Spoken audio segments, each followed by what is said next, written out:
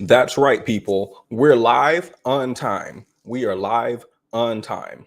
Okay, we're live on time. Exactly on time. We're not a minute late. We're not a minute early. We are live exactly on time. And I saw y'all down in the comments talking about, oh, here we go.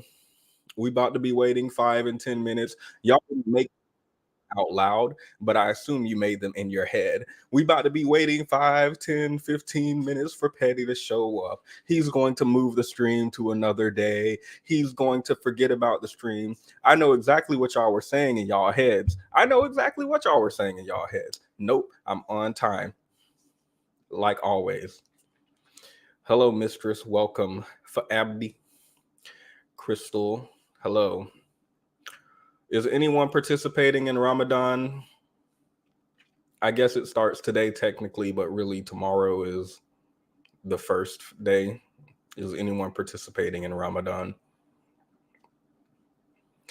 Hey, y'all. Oh, so I'm in the middle of doing my hair. I have braids that are. So let's talk about hair for a second, actually. I'm glad you guys brought it up. So here's my issue with braids. Here's my issues with braids. I started doing braids this year. Not like cornrows, but just like braids, whatever. I don't know what they're called. Box braids? Are these box braids? They look like 2-strand twists, but I assume they're just 3 instead of 2. Y'all know what I'm talking about? I don't know how to describe it because I'm not a hair person, but it's like 3 twist instead of 2 twist. Because I remember, because I went to the lady and I was like, let me do a 3-strand twist. I feel like that will make the style last longer. It'll be tighter. And she was like, there is no 3-strand twist, sir. Those are braids. And I was like, oh, okay. Got it. Very glad that we are alone here and like I'm not in a barber shop or something or hair salon, I guess it would be, where multiple people are around hearing me talking about 3-strand twist. What are those? Some new hairstyle. And see, here's my issue. Well, it's not an issue, but I'm glad she let me know, because one thing I hate is have y'all ever heard of sticky bangs? Let me show y'all sticky bangs real quick. White women have invented a new hairstyle. Let me show y'all sticky bangs real quick.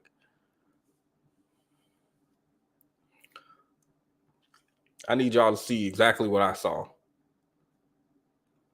So here are sticky bangs. Have you guys ever seen this hairstyle before? It is a new creation by white women. In 2024, they have created something called sticky bangs, where they will basically take some gel or something of similar consistency, and they'll use that to lay down their shorter hairs, like at where their hairline is and stuff like that, baby hairs, whatever y'all call them.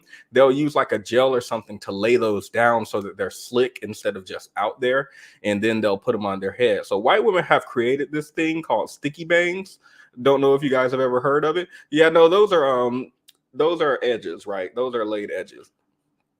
These are not those sticky bangs. What are you talking about? So one thing I would hate to do would be in somebody's hair salon talking about, let me get a 3-strand twist and gentrifying a hairstyle or something. I'm not going to be a sticky bangs person. So I'm just glad that it happened in private. That's all I'm saying. Welcome, love. Chrissy, welcome. Nay Bay. I feel like that's a new face. Phoebe. I'm pretty sure it's Phoebe and not Phoebe. I'm pretty sure it's Phoebe and not Phoebe. I feel like Pho is PHO. I'm eating like a pig because tomorrow I will die of hunger and thirst. This is my first Ramadan, by the way, where I'm participating. So I'm like, I was Googling it literally today, and I was like, oh, you can't drink water either. Like you can't, because I was so ready. I was like so ready to do this. And then I read, oh, you can't even drink water. Like it's no liquid at all for the entire day. So I was like, oh,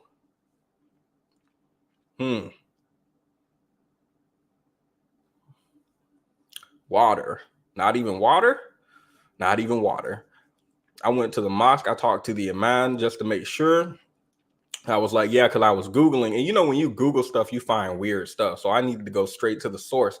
He was like, yes, brother. Water too. I was like, oh, okay. It's not just like a Google thing. And what was to happen if I do drink water, let's say during the day? Oh, that's a haram. Oh, okay. Got it. Got it. Just check it. Agnostic, welcome Sipster, plats. Is that what plats are? I prefer twist. So that's what I was going to get into. The 2-strand twist, absolutely amazing, does exactly what it needs to my hair. And when it's time to take it down, I can do it. I'm not going to say easy because that takes a long time for me too. My friend said that I'm a special case because I think I was spending like 5 to 7 hours taking down my twist. And she was like, what are you doing in this 5 to 7 hours? Like, are you distracted? Are you going and eating or Googling stuff online? And I was like, I'm just watching the YouTube video. In the YouTube video, they do it in like 5 minutes, but it's taking me so long. And y'all know, since it's hair care, y'all know Black men don't really make hair care videos like that. If I'm going to be finding something about taking care of your hair, it's going to overwhelmingly be Black women. So I'm not saying that to say Black men don't make hair care videos. They do. But the majority of that content, any content when it comes to beauty, is going to be Black women, specifically for Black hair. So these people have longer hair than I do. Their hair like goes all the way down to their neck and chest, and they're taking out their twist in like 20 minutes. And I'm like spending 5 hours. My friend was like, you have an issue. I started crying. If you would just show me, if you would just teach me. She was like, no, you got to watch YouTube videos and learn how to do it. I am. And you're yelling at me because it's taking me 5 hours. The video is 20 minutes, but I have to pause it and go back because she just did something. I don't know what that is. And they don't zoom in on their hands or anything. They just start, hey, y'all, what's up? This is how I take my twist down in 5 minutes. So I go ahead and I put the fingernail in between the little braid, and then I just slide it all the way down, and then slide it all the way down, slide it all the way. And you got to cut the braid where the real hair is, cut 1 inch down so you can make sure. Then just pull it, and it'll go all the way up, and you'll have less to take. I don't know what they're talking about. I have no idea. I have to rewind and watch that part 5 times before I start. And then I'll be like, all right, let's do it. And I'll go into it. And then I'll be like, okay, let me stop because something's not right here. Let me rewind and watch it again. Anyway, yes, I prefer twist. I prefer twist instead of plaits or whatever the 3 is called. I don't know what that's called. 3-strand twists are a real thing. Cool. I don't know what it is. I assume it's what I have now. Hello, unks.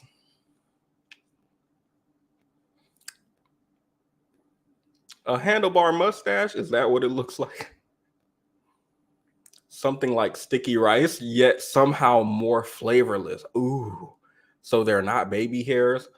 Look, these don't even look like baby hairs now that you pointed that out.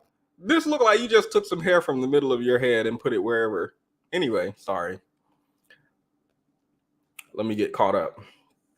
Welcome to the Ramadan gang. Yeah, we're gonna cry together because I'm already hungry. It's not even tomorrow yet, but mashallah and all that. If you drink water, you will find yourself twerking in hell. That's what they said. They were just less flagrant with their words. Less flagrant. Okay. So that's all I'm saying in regards to hair.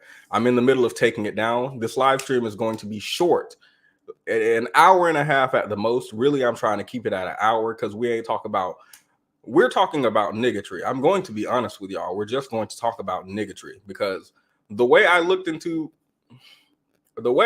these people having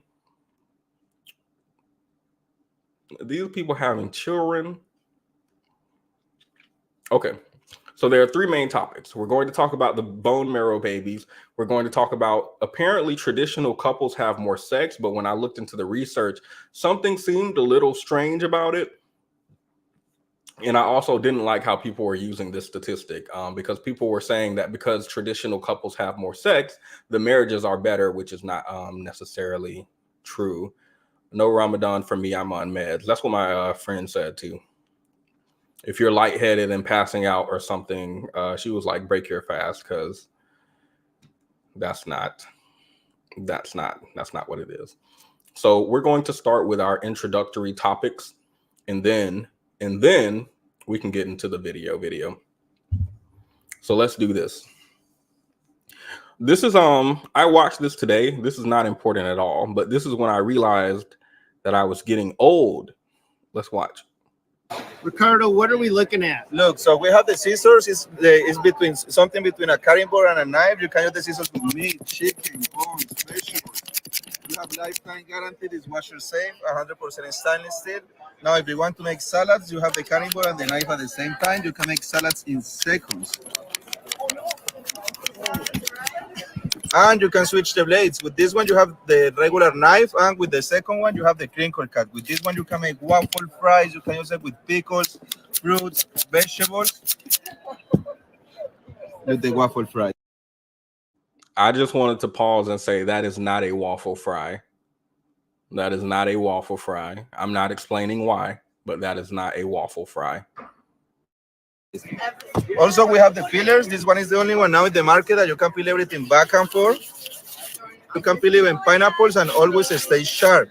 You never need to change the blade or sharpen it. You have lifetime guarantee.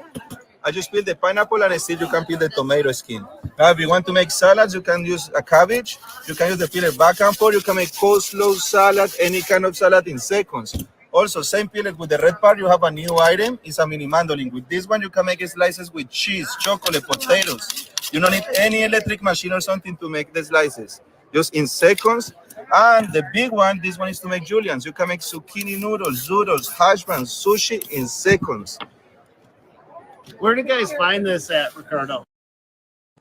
You can find, it says Gotze, GOTZE.io if you guys are interested, but this is not an advertisement.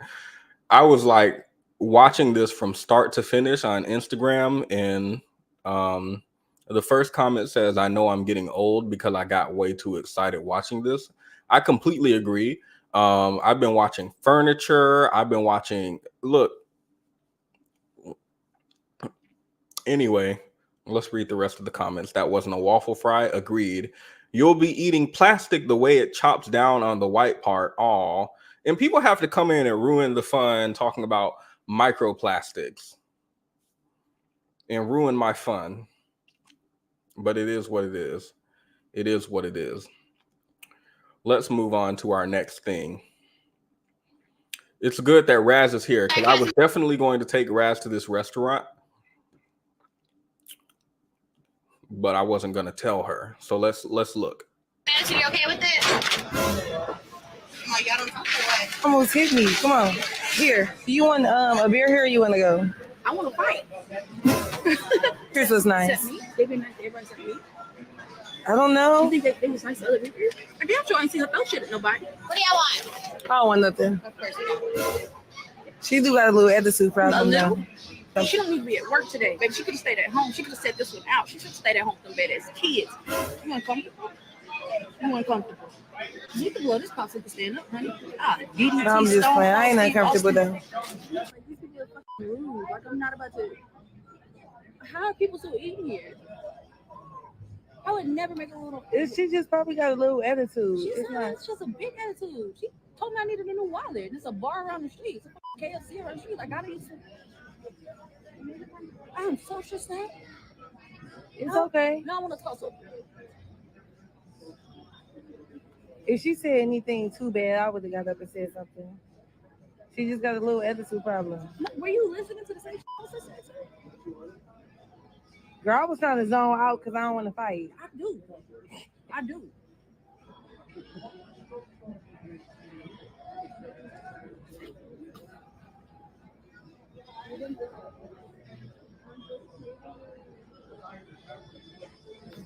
She looks so behooved. I was going to take my friend there because I have a coupon to Dick's Last Resort. That's the name of that restaurant, I think. And apparently I have a coupon to get a free appetizer. I forgot where I got it from, but it's like 3 years. I know it's like six or something years old. I got it like 6 years ago, and it's just been sitting in my wallet for 6 years, and there's no expiration date on it. So the concept of bringing your friend to a restaurant where they are supposed to be rude to you, but your friend doesn't know and you do, absolutely love it. Absolutely love it. And I'm going to get somebody with it. And when I do, I'm going to record it and I'm going to show y'all. Absolutely. But I do love the idea. Somebody said they hire Waffle House waiters. Do y'all think that? Anyway, I do love the concept of people working at a restaurant or establishment and they get to say things that they actually want to say. Because I feel like you don't even have to be intentionally rude. I just feel like you have to say things that you want to say at your job, but you can't say them because you value your job and you don't want to be fired. Is the food good though? I don't know. It's Dick's. I've been there. I was caught off guard, but with my slick mouth, I was ready. Absolutely. I would love to go there. I would love to go there. I just don't know where they are. Hold up. Let me Google real quick. I feel like they're only in Texas. I might be mistaken though. The one I saw was in like San Antonio or somewhere. Yeah, I just Googled Dick's Last Resort and it's saying New Vegas, Las Vegas and Texas. So that doesn't look like something I'm going to be able to participate in anytime soon, but I just thought that was a cool concept. Let's move on to our next piece of evidence. Here's the deal. Whoever can spell KFC right can get KFC, okay? Yeah! Okay. Hold on. Go first. Spell KFC. K. And no, it's I'm right. You got 10 seconds. K. Oh, this is not escaping me, by the way, Crystal. In the video we just watched, apparently the waiter said there's a KFC down the street. I didn't like that. I feel like you can be rude without calling me the N-word with a hard R. F. E. N. Okay, your turn. Spell KFC. C. A. S. No, not No. S. Spell No, I want KFC. No, I want not your to- turn. Spell KFC. Cassie.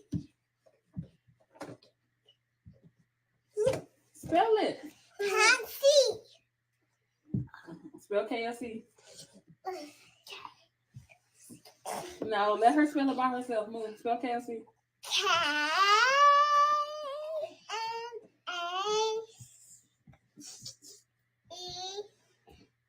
N. What you say it was?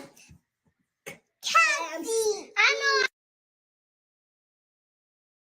Oh, so people are talking about the literacy rates, and apparently children are just being passed in school, and they just go to the next grade. They don't actually have to know the material, and maybe there's merit to this.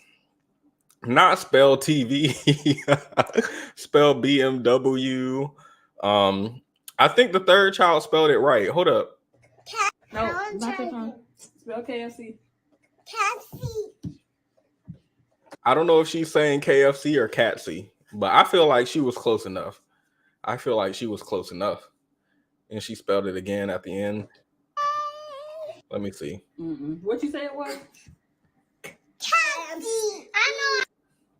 Yeah, I feel like she got it. Toothless and ruthless. They said the first kid bites, and they know for certain. They said they're going places, not school, but places. Someone said the baby's gonna save the family. Not a thought behind those eyes. I'm not about to read these rude comments. That's what I'm not about to do. Anyway, let's go to the next one. Now we can go to the two more serious ones. Joe, it's a joke. Dude, We literally were joking about it 20 minutes ago. y'all need to make him stop. Now the whole all we did podcast. was change it from Yo Mama to Joe Mama, and now he's all mad. Dude, stop. Bro, do you have a problem? Yes, stop. Yeah. Mm-hmm. Yo, mom. My chill. jaw's on the floor right now. Like, I'm so confused. Joe doesn't like Man, this. dude, I wish I had popcorn. Yeah, we're in the Joe, middle do you of a like? podcast. You can go if you don't want to be here. Well, then I Why mean, would you say we kind of that, want to man? have Joe, we chaos. Because this is obviously supposed to be a want you fun, here. funny podcast, and this was the script, and now he's making it all We like kind of want to have sad. chaos. Okay, I just want to say something. Okay, I would decide to say I don't know why everybody keeps getting Joe, mad at oh jokes. my gosh. No, that's not real. I don't know why. That is not happening. Look at his camera. There's It's no just way. fine. His camera's just pointing at the ground. His camera's literally just pointing at the ground now. Wait, actually, is that what you had planned? No.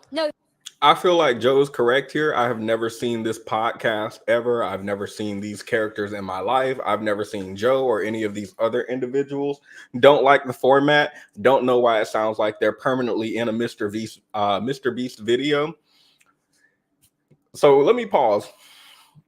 When I say it sounds like they're permanently in a Mr. Beast video, what I mean is, why are they yelling? Why are they talking like this? Like they're on Nickelodeon or something.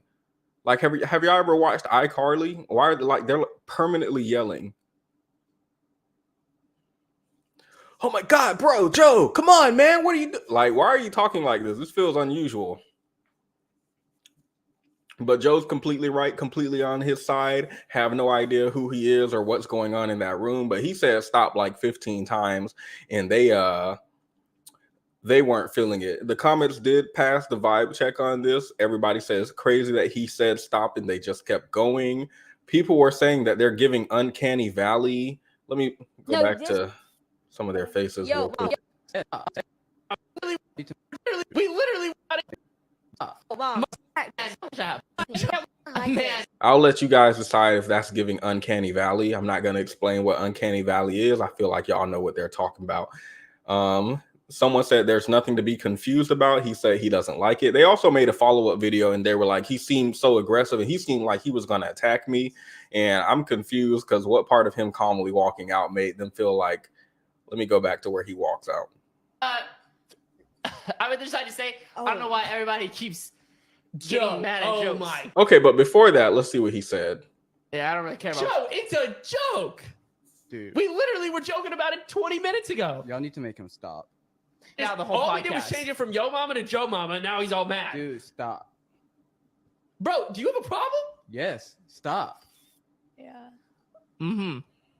Yo, Mom. My chill. jaw's on the floor right now. Like, So there was nothing that Joe just said, and then he calmly walks out at the end, as you guys remember. There is nothing about what he said or his actions that made me feel like he's about to attack somebody. So I'm unsure why in their follow-up video they were talking about how he was like, they were scared he might lash out at them because he was so mad. Like, what?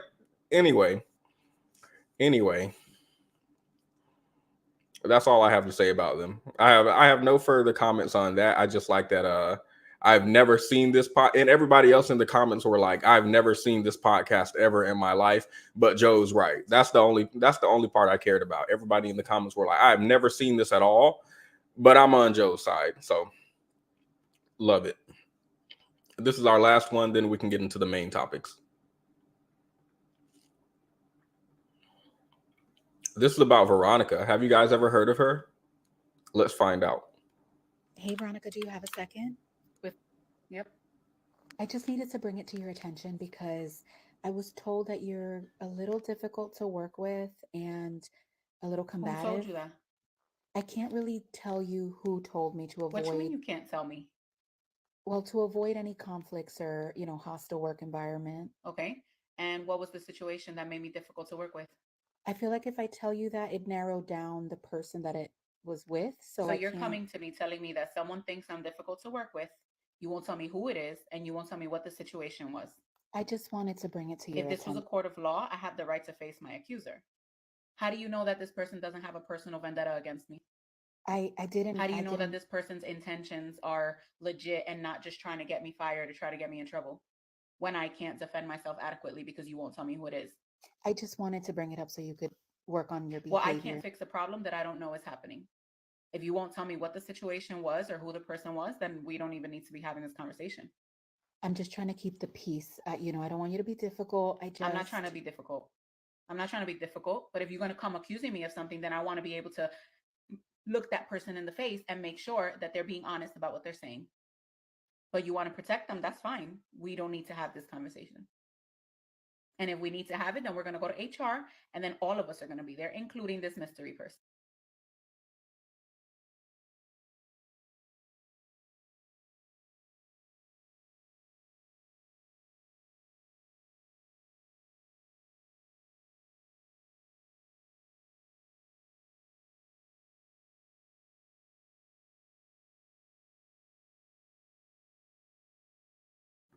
I was on mute. I said I don't think the question I asked was, is Veronica difficult to work with? Yes or no. There's a poll in case you guys wanted to vote on it.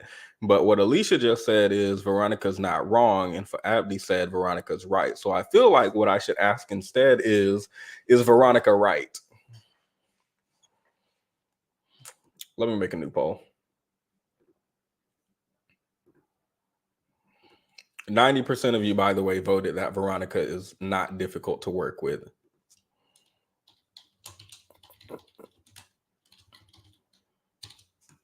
There, I made a new poll. I'm going to play it one more time on like a little faster so we get through it quicker while y'all vote on that. Hey, Veronica, do you have a second? Yep. I just needed to bring it to your attention because I was told that you're a little difficult to work with and a little Who combative. told you that? I can't really tell you who told me to What you mean avoid, you can't tell me? well, to avoid any conflicts or, hostile work environment. Okay. And what was the situation that made me difficult to work with? I feel like if I tell you that, it narrowed down the person that it was with. So you're coming to me telling me that someone thinks I'm difficult to work with. You won't tell me who it is, and you won't tell me what the situation was. I just wanted to bring it to your If this was a attention. court of law, I have the right to face my accuser. How do you know that this person doesn't have a personal vendetta against me? I didn't. How do you I know that didn't- this person's intentions are legit and not just trying to get me fired or try to get me in trouble when I can't defend myself adequately because you won't tell me who it is? I just wanted to bring it up so you could work on your Well, behavior. I can't fix a problem that I don't know is happening. If you won't tell me what the situation was or who the person was, then we don't even need to be having this conversation. I'm just trying to keep the peace. I don't want you to be difficult. I'm not trying to be difficult. I'm not trying to be difficult, but if you're going to come accusing me of something, then I want to be able to look that person in the face and make sure that they're being honest about what they're saying. But you want to protect them, that's fine. We don't need to have this conversation. And if we need to have it, then we're going to go to HR, and then all of us are going to be there, including this mystery person. Not she's very easy to work with. Look, I don't care if Veronica is easy to work with. What I care about is she right? And is she valid in her concerns? Because let's see, the comments seem to be split. Most of the people are saying that they agree with Veronica, but then there are some people who are saying that she is difficult to work with. So the comments were split, even though I think they mostly agree with Veronica, with one person saying, I usually agree with Veronica, but her tone always puts me in fight or flight mode. So apparently, I think there are like several animations with this character called Veronica, but whatever. Some people were saying she sounds difficult to work with. Other people were saying that the people who are saying Veronica is difficult are the people scared of accountability or of being direct. Someone else pointed out, when you can't be manipulated, people will call you difficult. Someone said Veronica's definitely difficult to work with. She'd be hostile majority of the time. Now, I don't know how you guys feel, but if somebody came to me and they were like, someone has a complaint about your behavior in the workplace. What behavior? I can't tell you, or you'll know who they are. Well, is there an instance that you can give me? I can't tell you, or you'll be able to identify them. Well,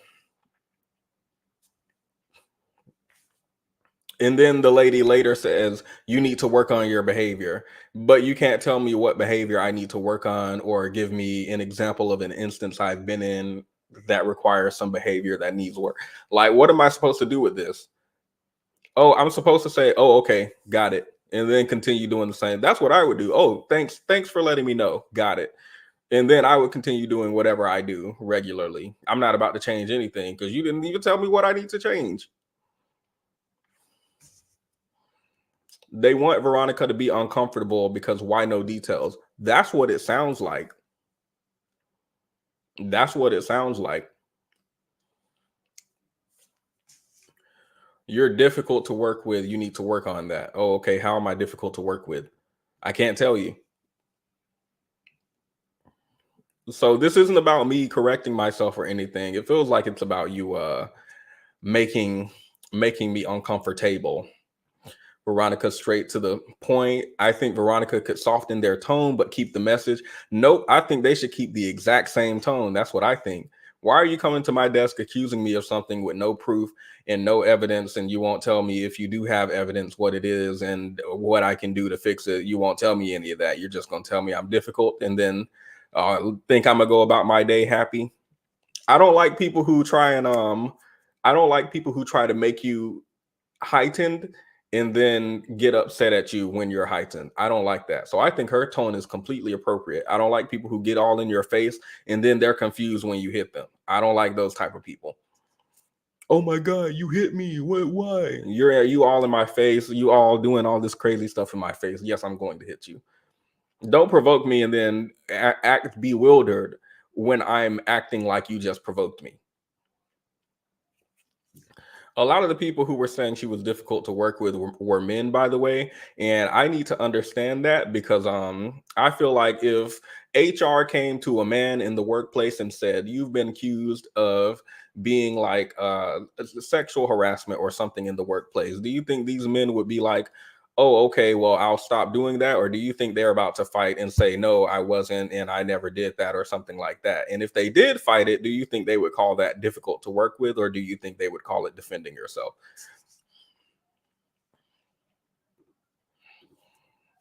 I think they would do the latter. So the fact that I've seen how men are whenever other men are accused of something, I've seen exactly how men are when it comes to other men versus women in these scenarios. And when women do what men do, which is defend themselves, they see it negatively. I think there also is research to suggest that those traits that you would expect someone in the workplace to have, as far as like being competitive, being a go-getter and stuff like that, is generally seen positively in men. But when women do those same behaviors, people see it as like much more negatively. So if you have like a confident man versus a confident woman in the workplace, a man who's like, I know the quality of my work is good. I'm very confident in my ability to do this job. I deserve a pay raise. People are going to be like, yes, he is just confident in his work. He does deserve a pay raise because he knows the quality of his work is good and he deserves to own that, right? And to feel good about that. But if a woman comes in and says, I know the quality of my work, I know that I do good work and I deserve a pay raise, the research indicates that people view this negatively, even though she's doing the exact same thing that the man is doing, as far as exhibiting those qualities of confidence and competitiveness and assuredness in her work. So that's interesting, I think, after we watch this video. And there seems to be a split. Like this man says, Veronica sounds like a nightmare. You know when Veronica is a nightmare, when you're doing something you're not supposed to be doing and she calls you out for it, or when you up in her face playing and she calls you out for it. Veronica strikes me as the type of woman who, if you're a bunch of guys and no TikTok, I don't need a break. Thank you for the notification. If here's what I believe Veronica's going to do. If it's a group of guys in the workplace and they are all huddled up together talking about which woman in the office has the fattest behind, I think Veronica is going to come and break that up and say this is not appropriate workplace conversation. And now those men are going to say she's difficult to work with because she don't allow us to do something inappropriate in the workplace. That's what I'm hearing. That's what I'm hearing when I see this man in the comments say, where was it? I just saw this comment. It has to be right here. I lost it. But there are plenty. There are people saying, oh, Veronica sounds like a nightmare. In my mind, it's only a nightmare if you know you're doing something wrong, because Veronica don't play. That's what it sounds like. That's what it sounds like. So, you know what? Let's do one more. I forgot about this one. Let's do one more. Then we can get into the main topic. Because I saw this video of this woman was being shamed because she doesn't want to have children. And I'm trying to I want to find the original video because this is a response. Let me see.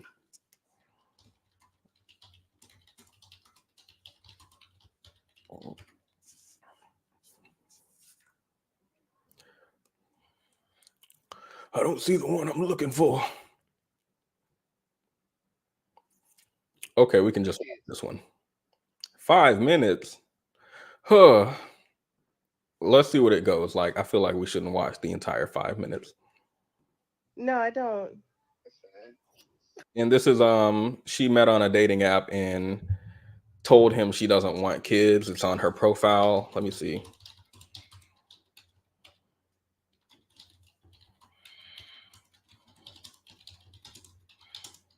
Do y'all hear me typing or no? I want to make sure it's not obnoxious.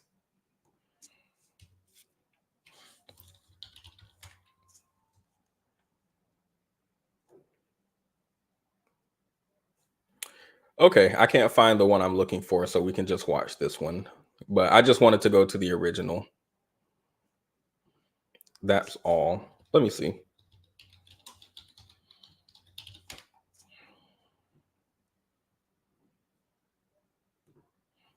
I found her profile and I'm looking for the video.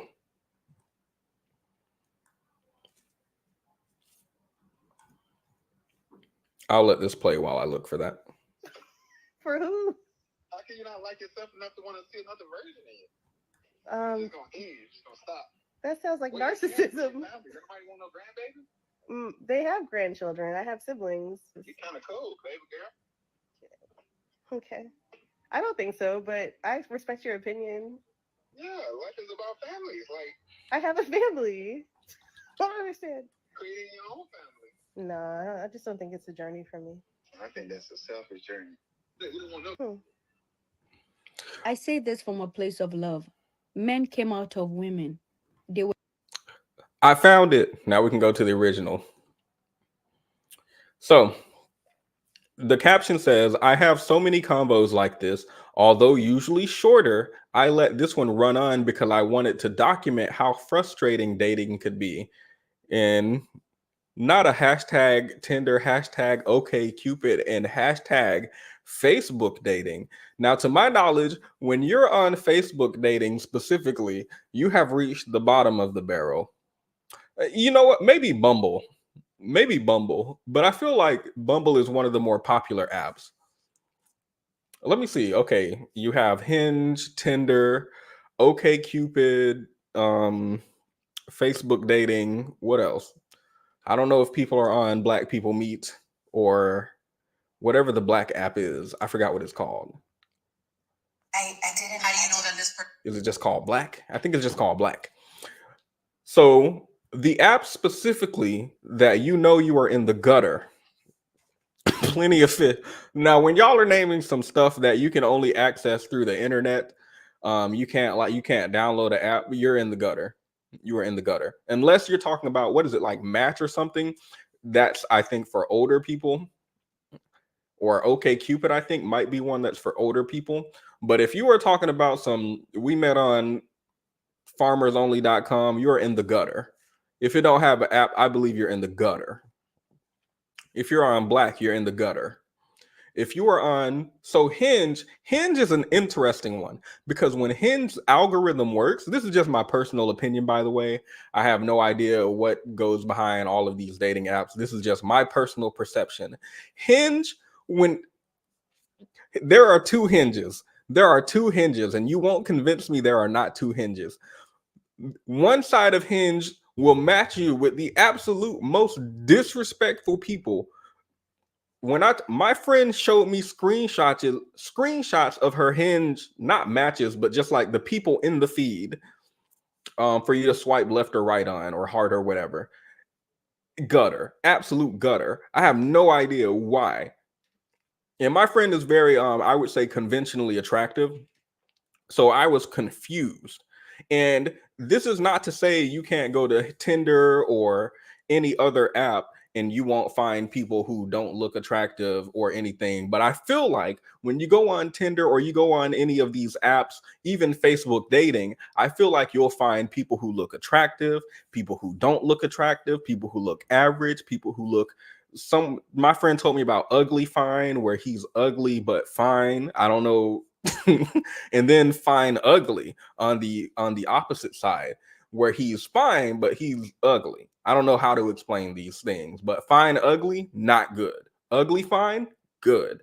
Well, not good because there's a part that's ugly, but if you look past, anyway, I'm not here to talk about that. What I'm here to talk about is there's levels, right? You have people who we would say are conventionally attractive, conventionally unattractive, and everything in between. But on Hinge specifically, the gutter, the absolute gutter.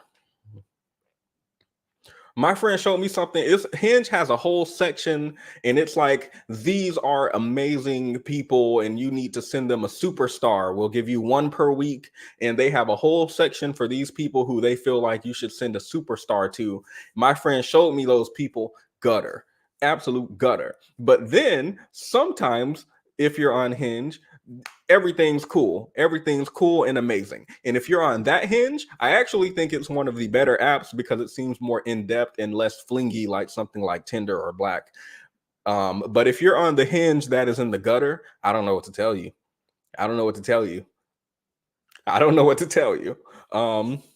So yeah, this was an aside. We're supposed to be watching this lady's story. I just wanted to let y'all know. If y'all didn't know, I know some of y'all are married and out here having a good time with y'all husband or wife. Shout out to Alicia and Jamil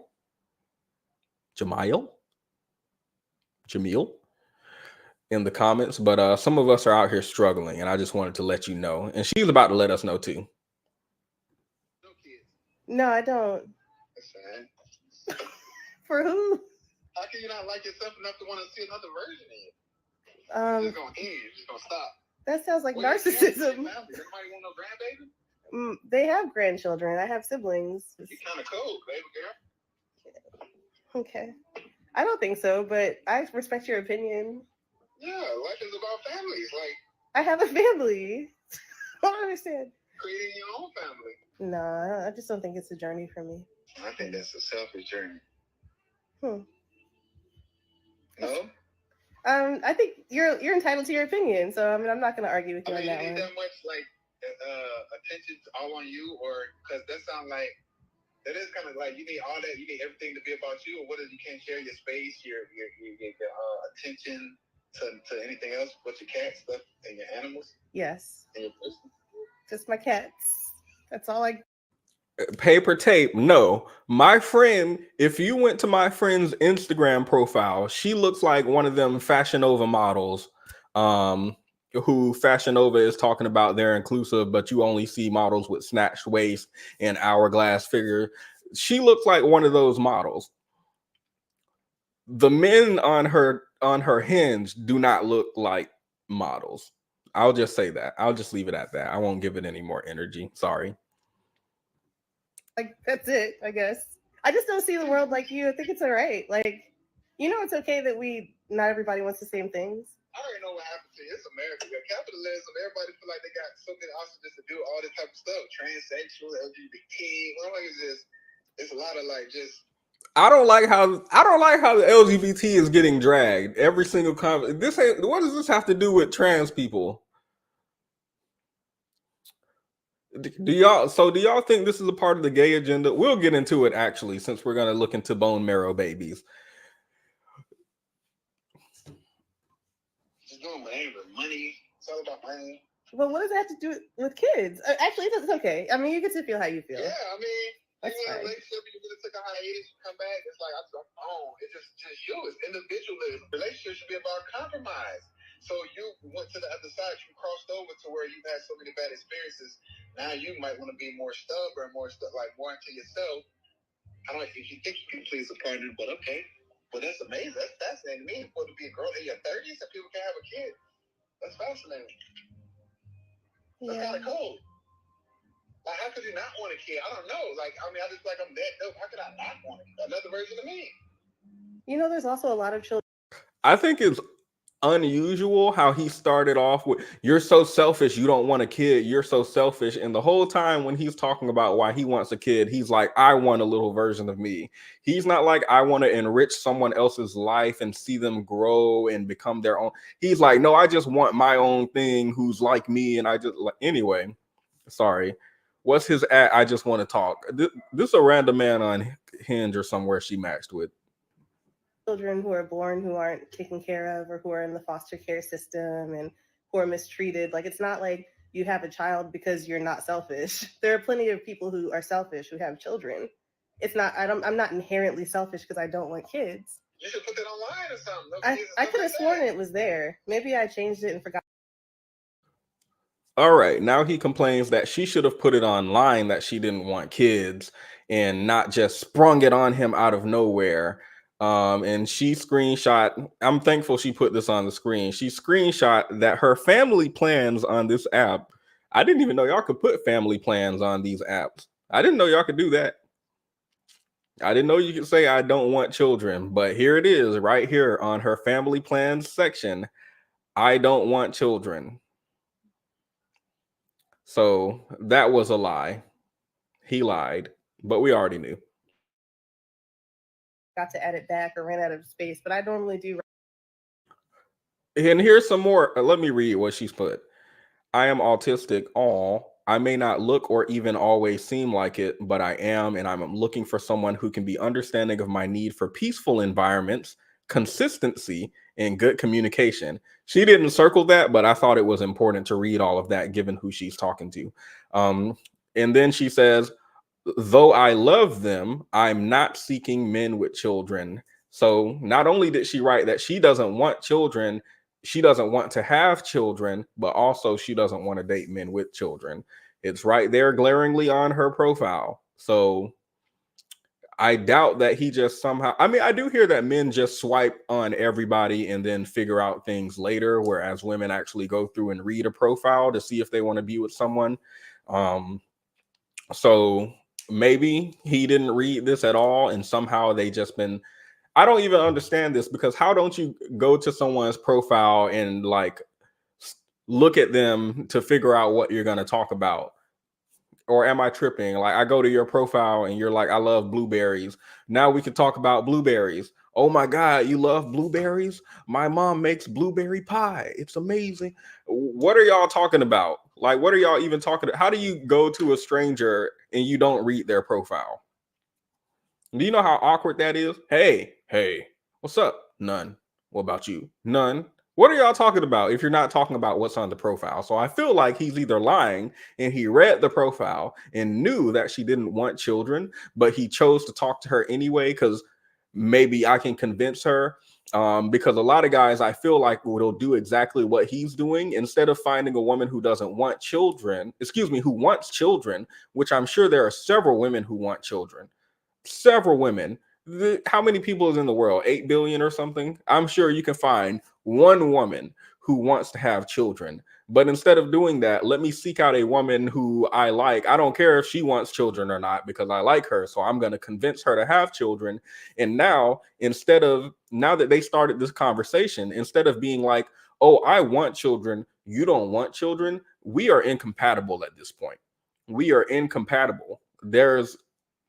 I strongly believe you should not be convincing anyone who doesn't want to have children to have children. I also don't think you should convince someone who wants to have children to not have children, but that's a different story. Like, if you're in a relationship with someone and they want to have children and you don't, you shouldn't stay with them, and vice versa.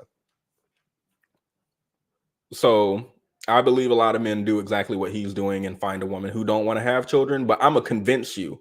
What? You don't want your own mini me, but children are such a blessing, and oh my goodness, children are so awesome. You want a child. Surely you don't want to live the rest of your life without your own family. And they go into this whole thing about how children are the greatest blessing of the world. Ask these men if they date women with kids. Ask them what they think about women with kids, and watch them talk about a wall and somebody hitting it.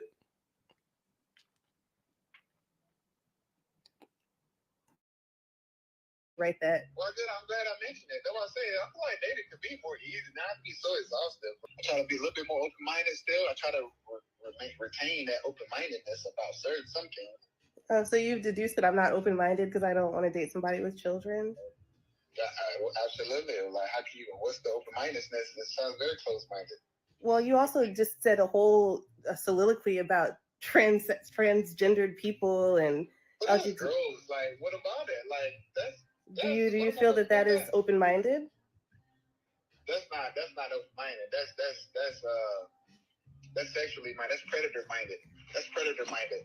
Because a lot of those guys, you come across guys gay, like they don't even. I actually think this is ironic that he's saying LGBT stuff in general is predator-minded. When he came in here trying to prey on this woman. Ooh, I wish I could find this video. I found a TikTok, and this lady is talking about there is no such thing as a player. There are just predators. I wish I could find that TikTok, but it's probably real far down in my saved, so I'm not going to play it now. But she was speaking on that video. You know how to hold that stuff, like that, like from experience, like they can just do some obnoxious stuff. It's almost like they don't even know how to find a partner. I don't even care for that stuff. I think that's too freaky, over the top. And I think that sounds closed-minded because I have lots of friends who are across the spectrum of LGBTQ, IOP, and none of them are predators. Not he hung up. How do y'all get them to hang up? I've never seen this happen. I've never seen a woman be able to get a man to hang up on her, ever. Never. I've never seen that. Like, you would think he would hang up when she said, oh, I don't want kids and you want kids, or when he's like, you're selfish and all this. I believe these men have like a desire to push their ideology on you and debate you and explain why they're right and you're wrong. And no, you're selfish if you don't want children. Any woman who doesn't want children is selfish. They can't just like drop things. I've never seen someone be able to. Maybe y'all should just bring up the LGBT, because apparently this makes men uncomfortable enough to hang up the phone when you would think they otherwise would earlier. Maybe he low-key wants to be a part of the LGBT community. Maybe. I've seen men with some interesting beliefs about like going to prison and stuff in prison doesn't count, but still hating gay people once they get out. I've seen some interesting dynamics. So maybe. One guy admitted to hating children, but wanted me to have his. If she uttered the words child support, he would have went back into the bushes like Homer Simpson. Harmacy. Oh, I saw that conversation. And I'm glad people are talking about that. Where's the other comment I saw? A guy once asked me, how much do I have to pay to use a dating app? Excuse me, I'm not paying to meet anyone. Do men have to pay to use these apps? Some of these apps men have to pay to use, or they don't have to pay to use, but they have to pay if they want certain features, or if the app. Look, let these men tell you the apps are preying on lonely single men because they'll put an advertisement up. It'll be a pop-up ad and it'll be like, are you having trouble getting matches?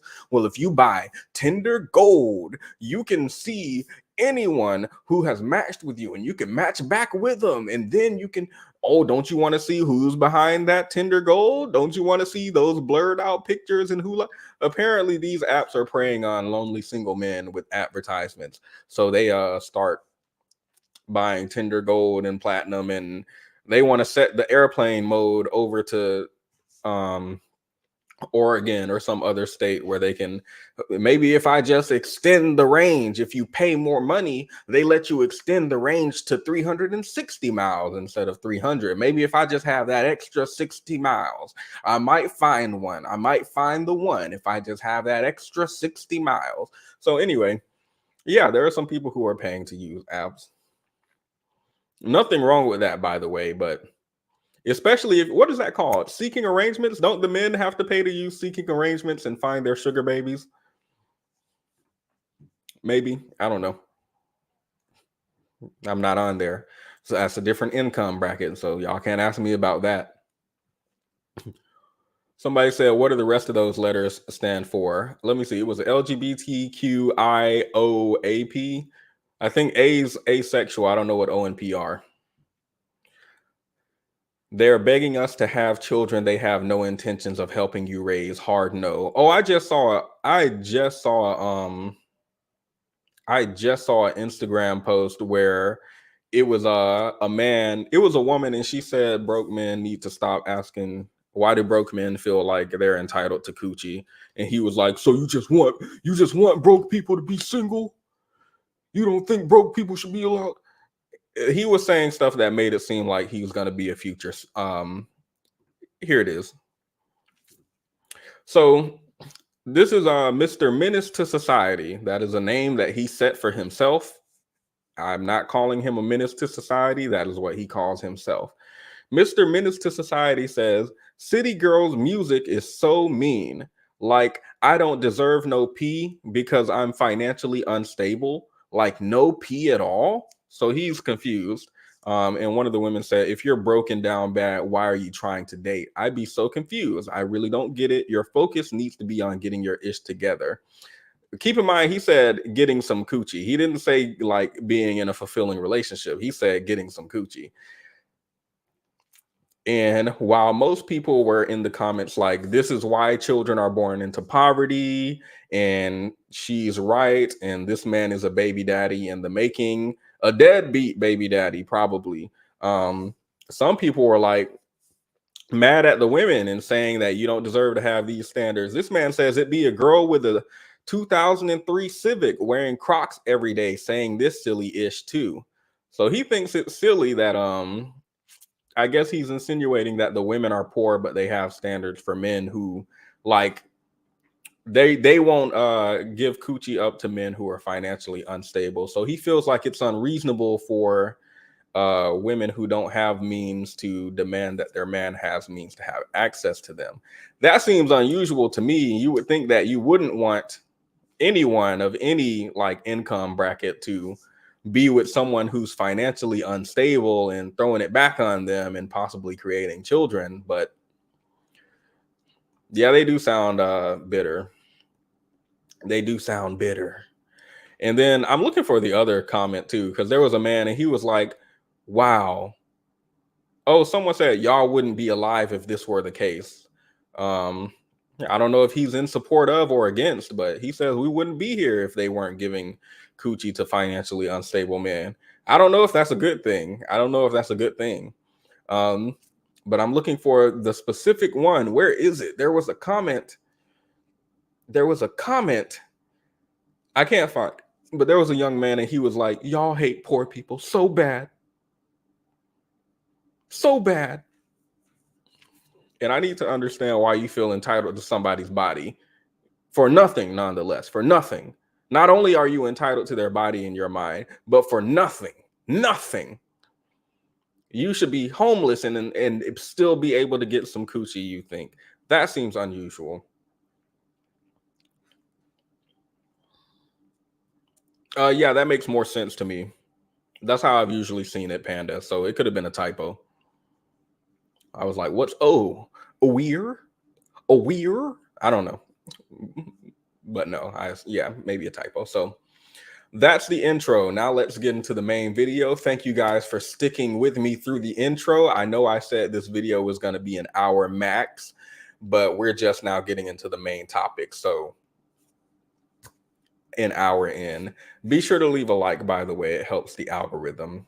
I'll see you on the other side.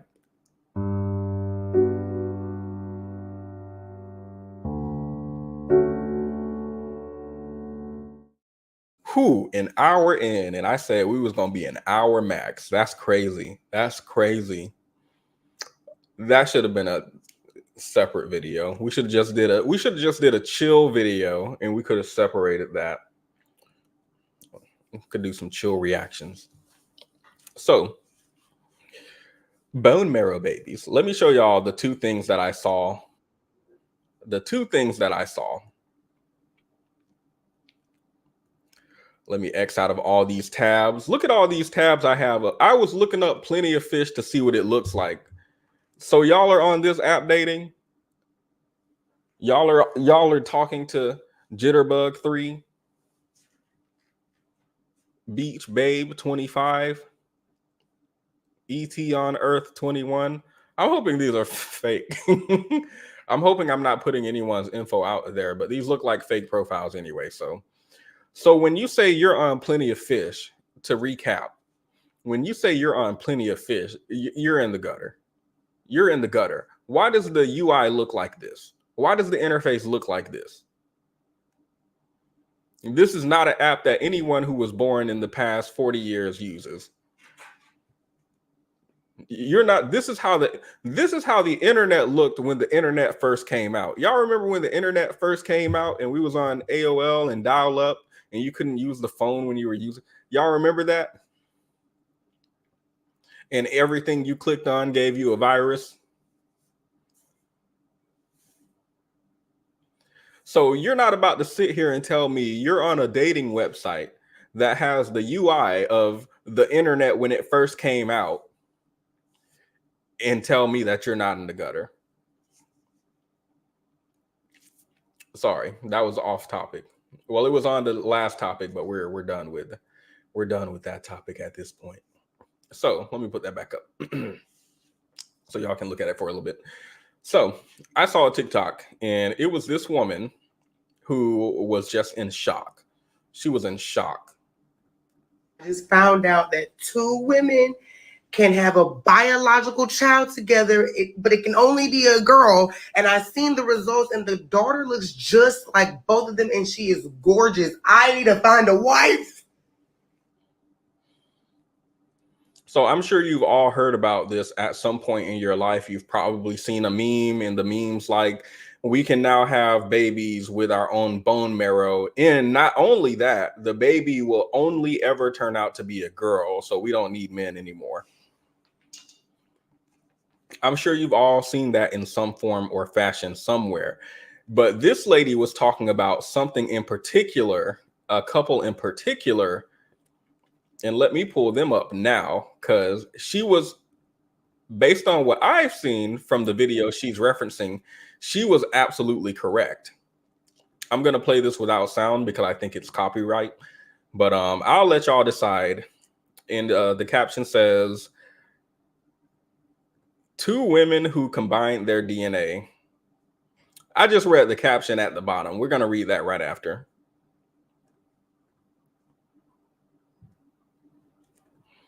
So these are the two women. Get it in, take it in. Oh, let me take the poll down because we need new polls now. 96% of y'all said Veronica's, 94% of y'all said Veronica is right. Thank you for voting, by the way. I need to talk to the 6%. I'll talk to y'all in the after show. All right, now that y'all have taken it all in, let's see the child. How are we feeling about the child? Do we feel like the child looks like both of them?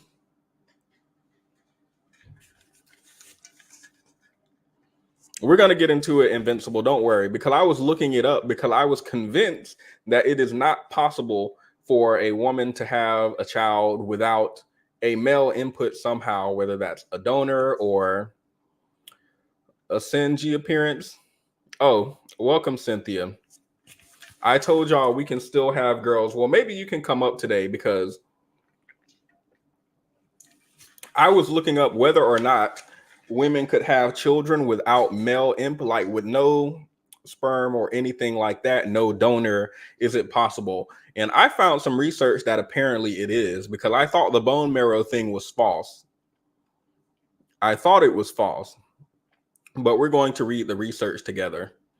She looks like the black mom with white skin. Yeah.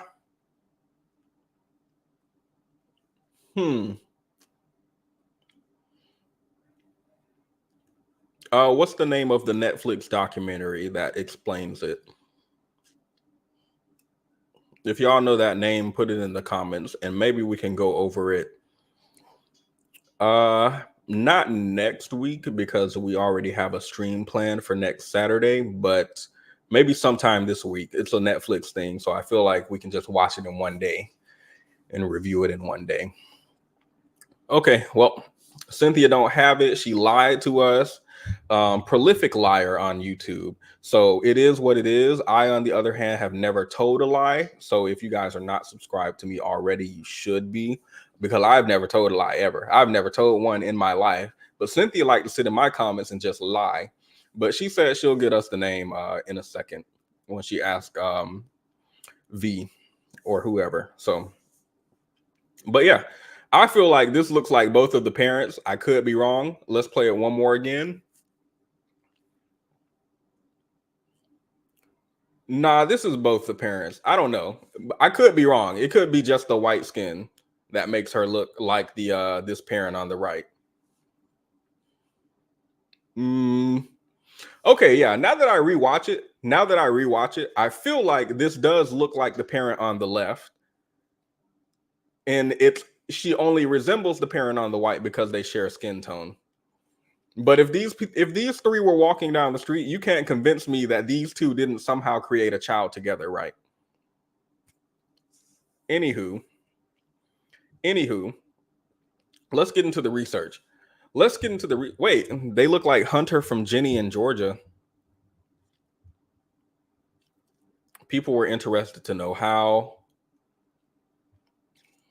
I had friends that used one partner's brother as a donor. That way the child was biologically related to both. That's interesting.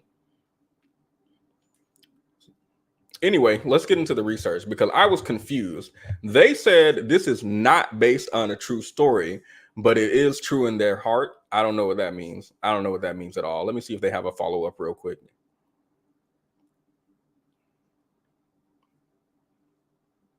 Oh, they have more than one kid.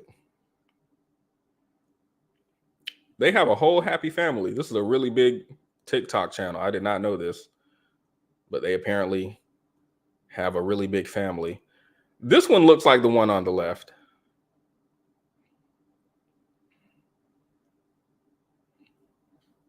And me.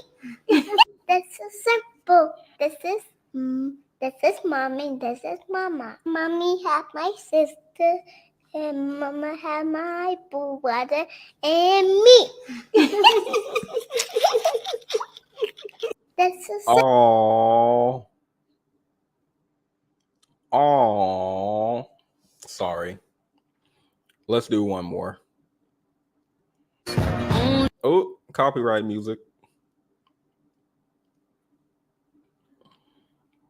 I don't like this trend. The parents should be on the bottom. Y'all are crushing these children. I just want to see if they look alike real quick.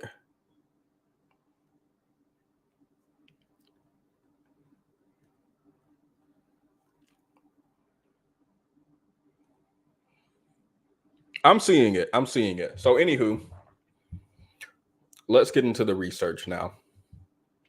I'm a little bit creeped out. I don't like people I actually don't like family things. Like I don't like anything that has to do with family. Like I don't like Keeping Up with the Kardashians. I don't like people whose entire TikTok channel is them and me and my family go to the park. Me and my family go outside and play. Me and my family, a day in the life with my family. I hate that. I hate that so much. I don't like that at all. I'm just making an exception here because they don't seem to be doing any niggatry on their channel, knock on wood. They don't seem to be doing any niggatry on their channel, so I'm okay with it. So what I Googled was, can my dishwasher beeped. Scared me. Can two women have a child? And the first thing that came up is called reciprocal IVF. Reciprocal IVF. Let's read about it. But even that, I think, requires let me see. What I had to like jump through hoops to find this. I wish I saved the link because now I'm gonna have to jump through hoops again.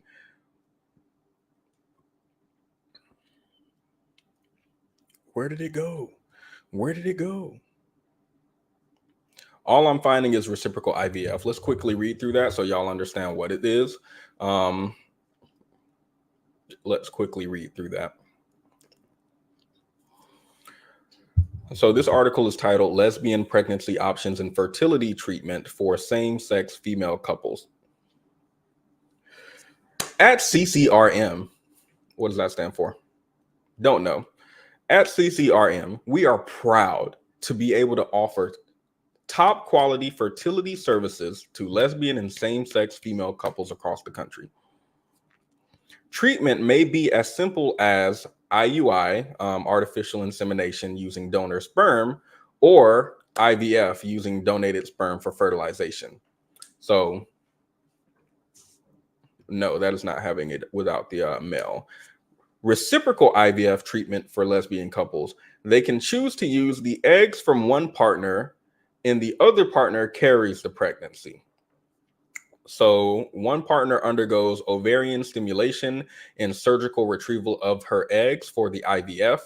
Then the embryo is transferred into her partner's uterus that has been synchronized with her partner's cycle. Oh, I heard about this. Because my friend was telling me about how her and her friends are on Bluetooth, and like once they started, I don't know why, but once they started hanging out more, apparently their cycles lined up. I don't know what that is about. I don't know like the scientific background of that. I have no idea, but apparently that's a thing. And then they talk about emotional benefits. So do we all understand what reciprocal IVF is?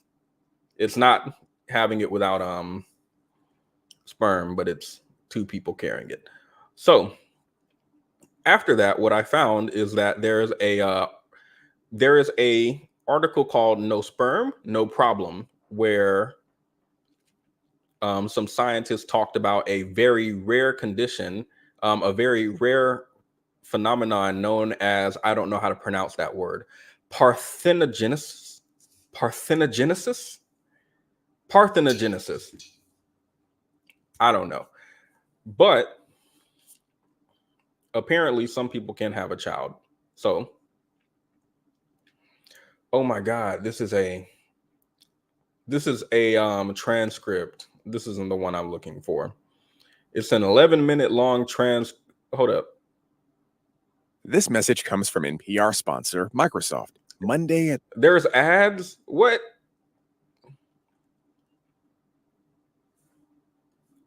Let me see if I can find this in article form so we don't have to listen.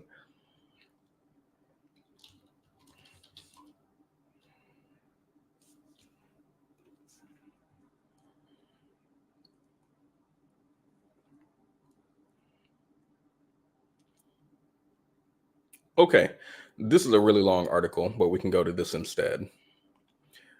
And this is about parthenogenesis, which is a sexual reproduction in which a female can produce an embryo without fertilizing an egg with sperm. And in Greek, that stands for, it means like virgin creation.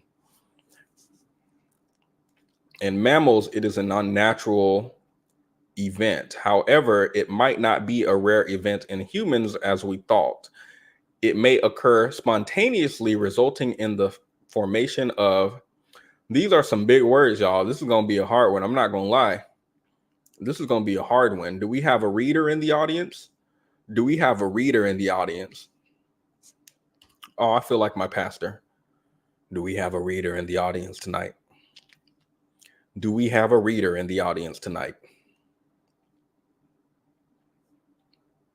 Can I get an amen? Can I get a collection plate? If we have a reader in the audience tonight, please click that link because they are talking about teratoma. Oh, that's not so bad. Teratoma. Let's Google what that is. A rare type of germ cell tumor that may contain immature or fully formed tissue, including teeth, hair, bone, or muscle. Interesting. So, parthenogenesis. Let's get a pronunciation of this word real quick because that's about to tear me up. I already know it.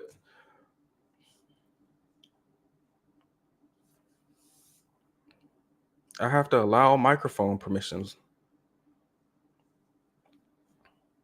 How? How do I allow it? Hello, Pearl. You're here to do some reading? Yeah, I can do that. Okay. I think I just, hold up real quick. Wait, where is it? How do I get it to pronounce it? Parthenogenesis. Parthenogenesis. Parthenogenesis. Parthenogenesis. Parthenogenesis. Got it. Parthenogenesis, which we will from now on refer to as PG. Got it? Are we all on the same page? All right. All right. Where do you want to start from? Right beneath the purple? Okay. Yeah, let's do that. However, PG may not be a rare event in humans as we thought. 1 minute, my alarm is ringing. However, PG may not be a rare event in humans as we thought, but it may occur spontaneously, resulting in the formation of teratoma in the ovary. The secondary oocyte, which is ovulated at each ovarian cycle, usually stops in metaphase 2 until it is fertilized by the sperm. Figure 1. Once the sperm Wait, enters wait, the wait, wait, wait, wait, wait.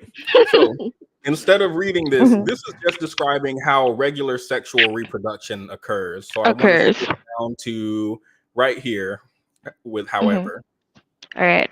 However, under idiopathic abnormal circumstances, a spontaneous exit of the oocyte from the metaphase 2 could occur without apparent stimulation. This is known as the oocyte spontaneous activation. Such such spontaneous parthenogenetic activation may occur in human oocytes, but mostly leads to tumor formation, including ovarian teratoma. Some authors postulate that PG occurs in humans through the formation of OTs. However, they did not explain how this could happen.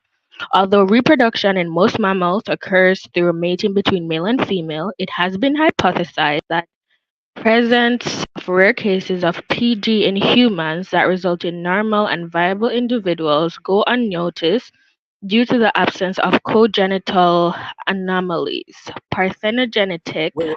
Let's pause real quick. Mhm. That's a good stopping point. So it looks like this is a hypothesis at the moment. I could be incorrect. I'm trying to interpret this the best I can. I'm not like a scholar or a researcher, so I might not have the credentials to interpret this research.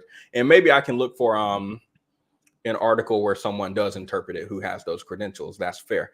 But it seems like what they're saying is it's being hypothesized that this is a rare case, and when it does happen, in the hypothesis, they're saying it does happen, but people just don't notice it because there are so many anomalies in pregnancy and all this already. Let me Google Congenital anomalies. congenital physical abnormality present from birth, or a person having a particular trait from birth. Got it. Oh, due to the absence of okay, so what they're saying is due to the absence of that. So they're saying that these individuals who are born presumably without any male input at all, but they're just born under rare circumstances, and no one knows because there's nothing wrong with them. Like if there were something wrong with your baby, you might go to the doctor and be like, I need this investigated, and they might do research and find out that you actually had this child without male input somehow. I don't know if they have the capability to find that out, but this research seems to suggest that if there were something wrong with the baby, they might be more likely to investigate whether or not this occurred without male input. But because nothing is wrong and the baby is born normal and viable, then it just goes unnoticed. So hopefully that was a good basic breakdown, because I feel like it was. That's a very interesting phenomenon. I wonder why they hadn't done any research on it. I feel like that would have been a big topic of discussion. well, I know. Cynthia says, I need to find that comment. I was supposed to save it. She said there was a Netflix documentary where they talk about it, but I can't. Where is it? I've been Googling it. Hold up.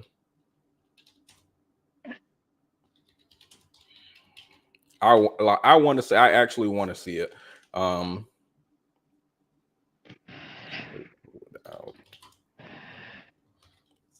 It might not have been Netflix either.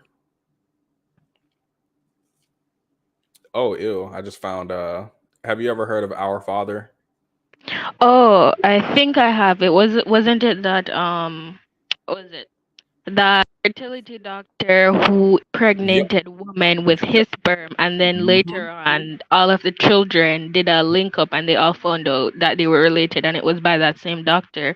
Yep. And they were asking, well, how could this have gone unchecked for so long? And then they were like, well, it was his clinic, was it? So he made the rules. Yeah. So that's an aside. So I'm not going to get too much into that, but that is one of the documentaries I wanted to look at as well. That was on Netflix. And yes, you're correct. During the 70s and 80s, there was a fertility specialist who actually inseminated a lot of people with his own sperm without their knowledge or consent. So he has at least 94 biological children, and I want to look at that. I want to look at that documentary and get into that, because that was not. I don't even know how to describe how disgusting that is, but we can get into that on another stream. Let's get back into parthenogenic. Hold up. Parthenogenesis. Parthenogenesis. Parthenogen seems to be parthenogen seems to be the root word. I don't know how such a big word with so many syllables can be the no, it can't be the root. The root word has to be one syllable, I'm pretty sure, or no. Am I mistaken? It's been a real long time. I feel like this is like middle school or something, or elementary root I feel like words. we can go with that. So parthenogen seems to be the root word or whatever. So got it. Parthenogenetic. Oh, so it's even more syllables than I thought it was. Activation by artificial manipulation has been conducted in mice with the creation of an early stage of fetal development. However, other authors stated that the creation and birth of the animal through an oocyte parthenogenic activation using genetic modification technologies is possible. How do I even begin to understand what I just read? Parthenogenic activation by artificial manipulation has been conducted in mice. See, and the issue is when I'm reading an article like this, every 2 words, I have to Google what is artificial manipulation. I feel like they're just saying they are manipulating the circumstances of the pregnancy or whatever, but I don't know in what way. Okay, so I'm not too sure. Maybe they're saying that maybe they're saying that they've used some factors like I don't remember like the type. God, it's been so long since I've done some science. Maybe they're saying that how they get like the ovary, like the oocyte to actually start reproduction is that they introduce some growth factors or something like that. And then for the genetic modification technologies, what they're saying is maybe they use some sort of vector to introduce that growth factor, as I was talking about. This could be a guess. Yes, so I need even when I googled artificial manipulation in mice, it led me to another study from 2007, I think one from 2021, but I would need to read those studies to explain. Like this one says various methods. One is they use a manual injection of a solution into the pronucleus of the mouse zygote. What is the pronucleus of the mouse zygote? Now I have to go and Google even more words to understand that study, and then I can get back to this study. Pronucleus zygote. It can occur on its own, but it really happened more with manipulation. Indica, thank you. It can occur on its own, but it happens more with manipulation. Got it. That makes complete sense to me.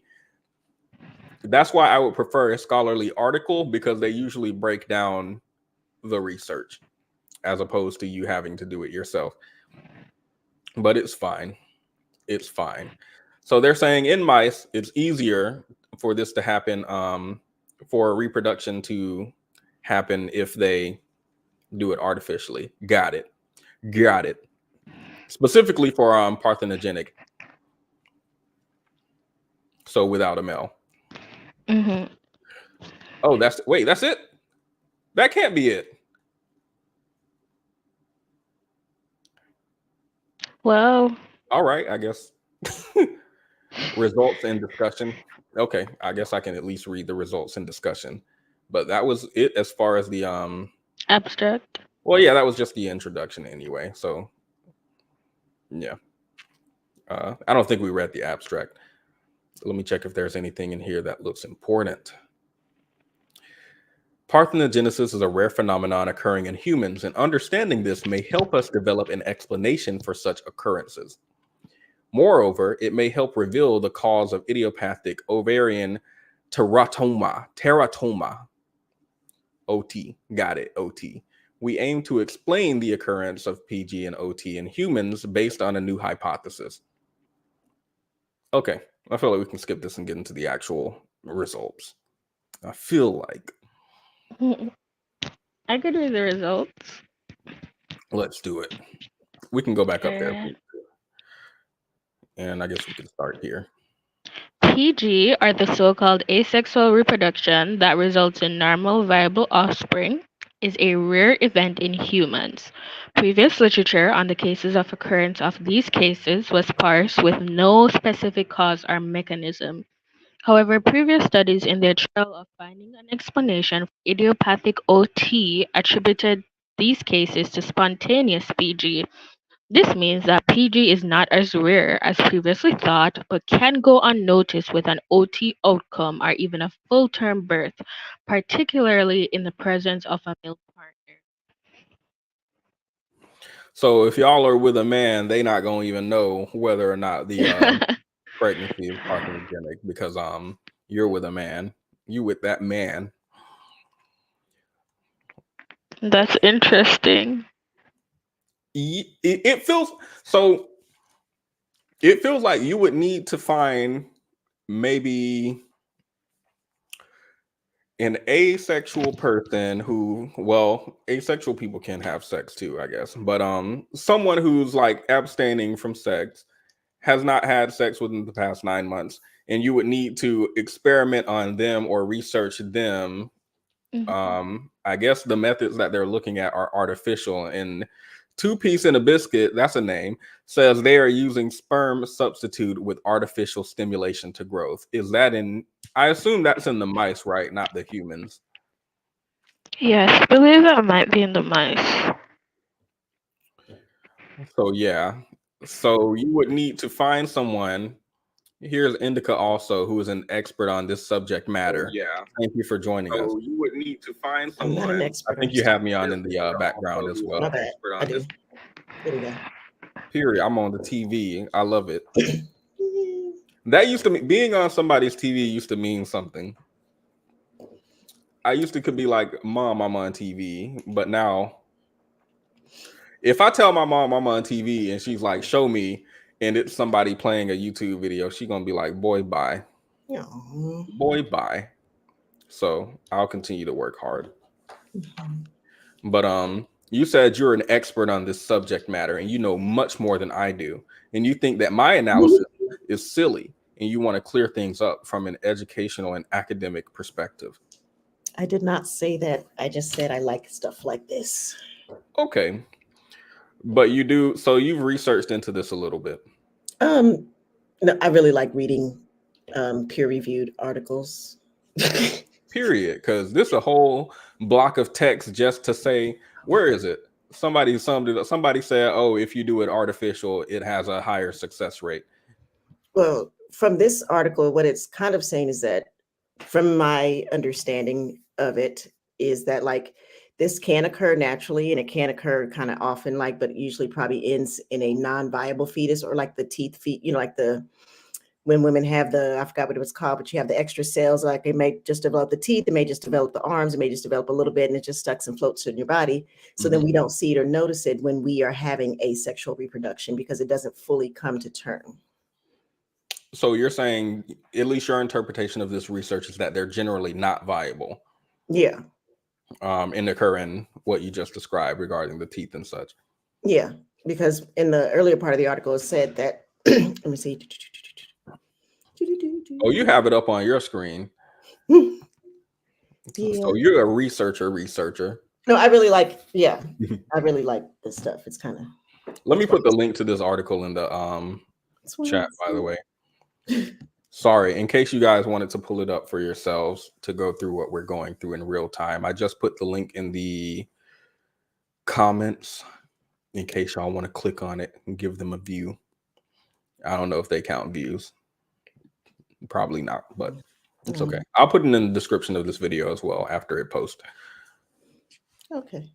And Alicia gave you a smart shout out. She said you're smart in YouTube, Pearl. Thank you. And they said your accent was you. giving, Pearl. It was giving. It was giving. I've never heard that one before, but thank you. Yeah, but it's saying that like they did find it in mice, but it was usually just if they manipulated it, like when they were talking about like matching up like with the cycles and stuff. So then you would take the egg and then through that manipulation, make the cells, tell the cells basically to turn on and start to multiply. But in doing so, like I said, it didn't. Sometimes it just would develop certain things, but not all the way into a whole human. So is this only in a hypothesis at this point, even in mice? Like it seems like they're making attempts to do asexual reproduction. And what they're resulting in is mostly non-viable pregnancies. However, theoretically, it's possible. Somebody said, if you have a baby with yourself, is that incest? That's a good question, Invincible Summer. Since you brought up incest, I need to understand something quickly. Let's have a quick palate cleanser. Okay, because then I'll say something about that part too. Okay, as you get your thoughts together, and y'all can blame Invincible Summer, by the way, for us about to view this, but this man is going viral for the way he celebrated his mother's birthday. Some people are saying this is normal. Literally, the first comment on this video says she's a boy mom, and this is just how boy moms be. So, of course, this is how they interact. And then other people are like, no, this can't be. So let's decide for ourselves if this is normal or not. They're celebrating her birthday, his mom's birthday. Please stop. Oh my God, y'all. Oh my God. Y'all didn't buy this on eBay. This thing real. Play with her. Please stop. Oh my God, y'all. It is real. Y'all didn't buy this on eBay. This thing real. Play with her.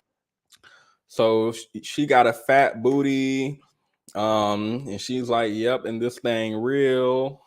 Some more of their photos that they took together for the birthday. I don't know if y'all can see that on the left side in particular, but it won't let me zoom in on it. So y'all just gonna have to look from there. But some people are like, this is completely normal. That is news to me.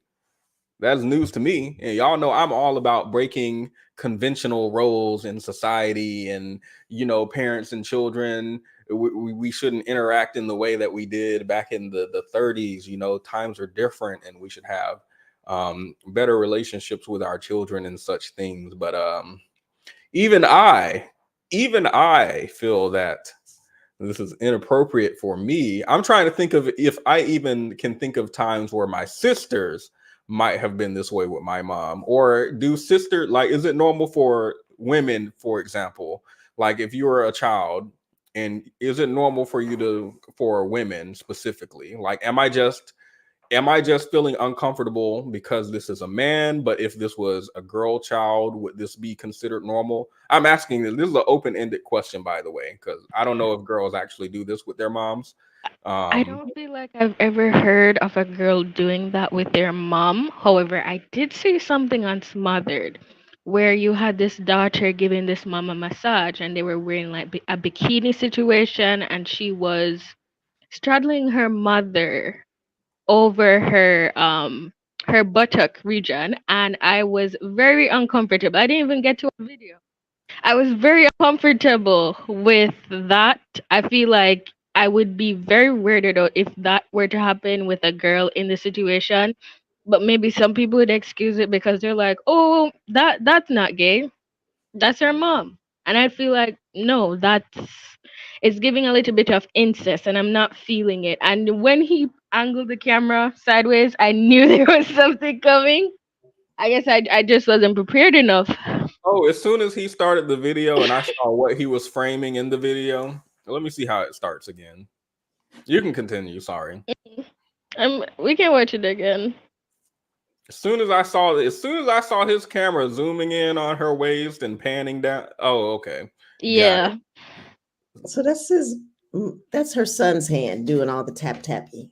We're just going based off of the caption. Some people said this has to be a stepson. Some people said that that's clearly not his mom. Maybe this is just a couple and they're being weird. And someone just took the video and titled it Mom and Son, but I can't find anything to verify either way. So I'm just going based off of the caption. I feel like I've seen this before. Oh, some people said they've seen adult movies that start out this way. So maybe you have seen it before. I feel like people want to not believe certain things are happening, and being Delulu is a Solulu, but it's not. If this is a caption and this is what we're working with, then this is incest. It's creepy, and I never want to see anything like this ever across my timeline. And then you have the pictures, right, where she's either being lifted up by her butt or she's on top of him, and I was like, okay, this is going somewhere I definitely don't want to be taken to. Okay, so the picture, this might be controversial.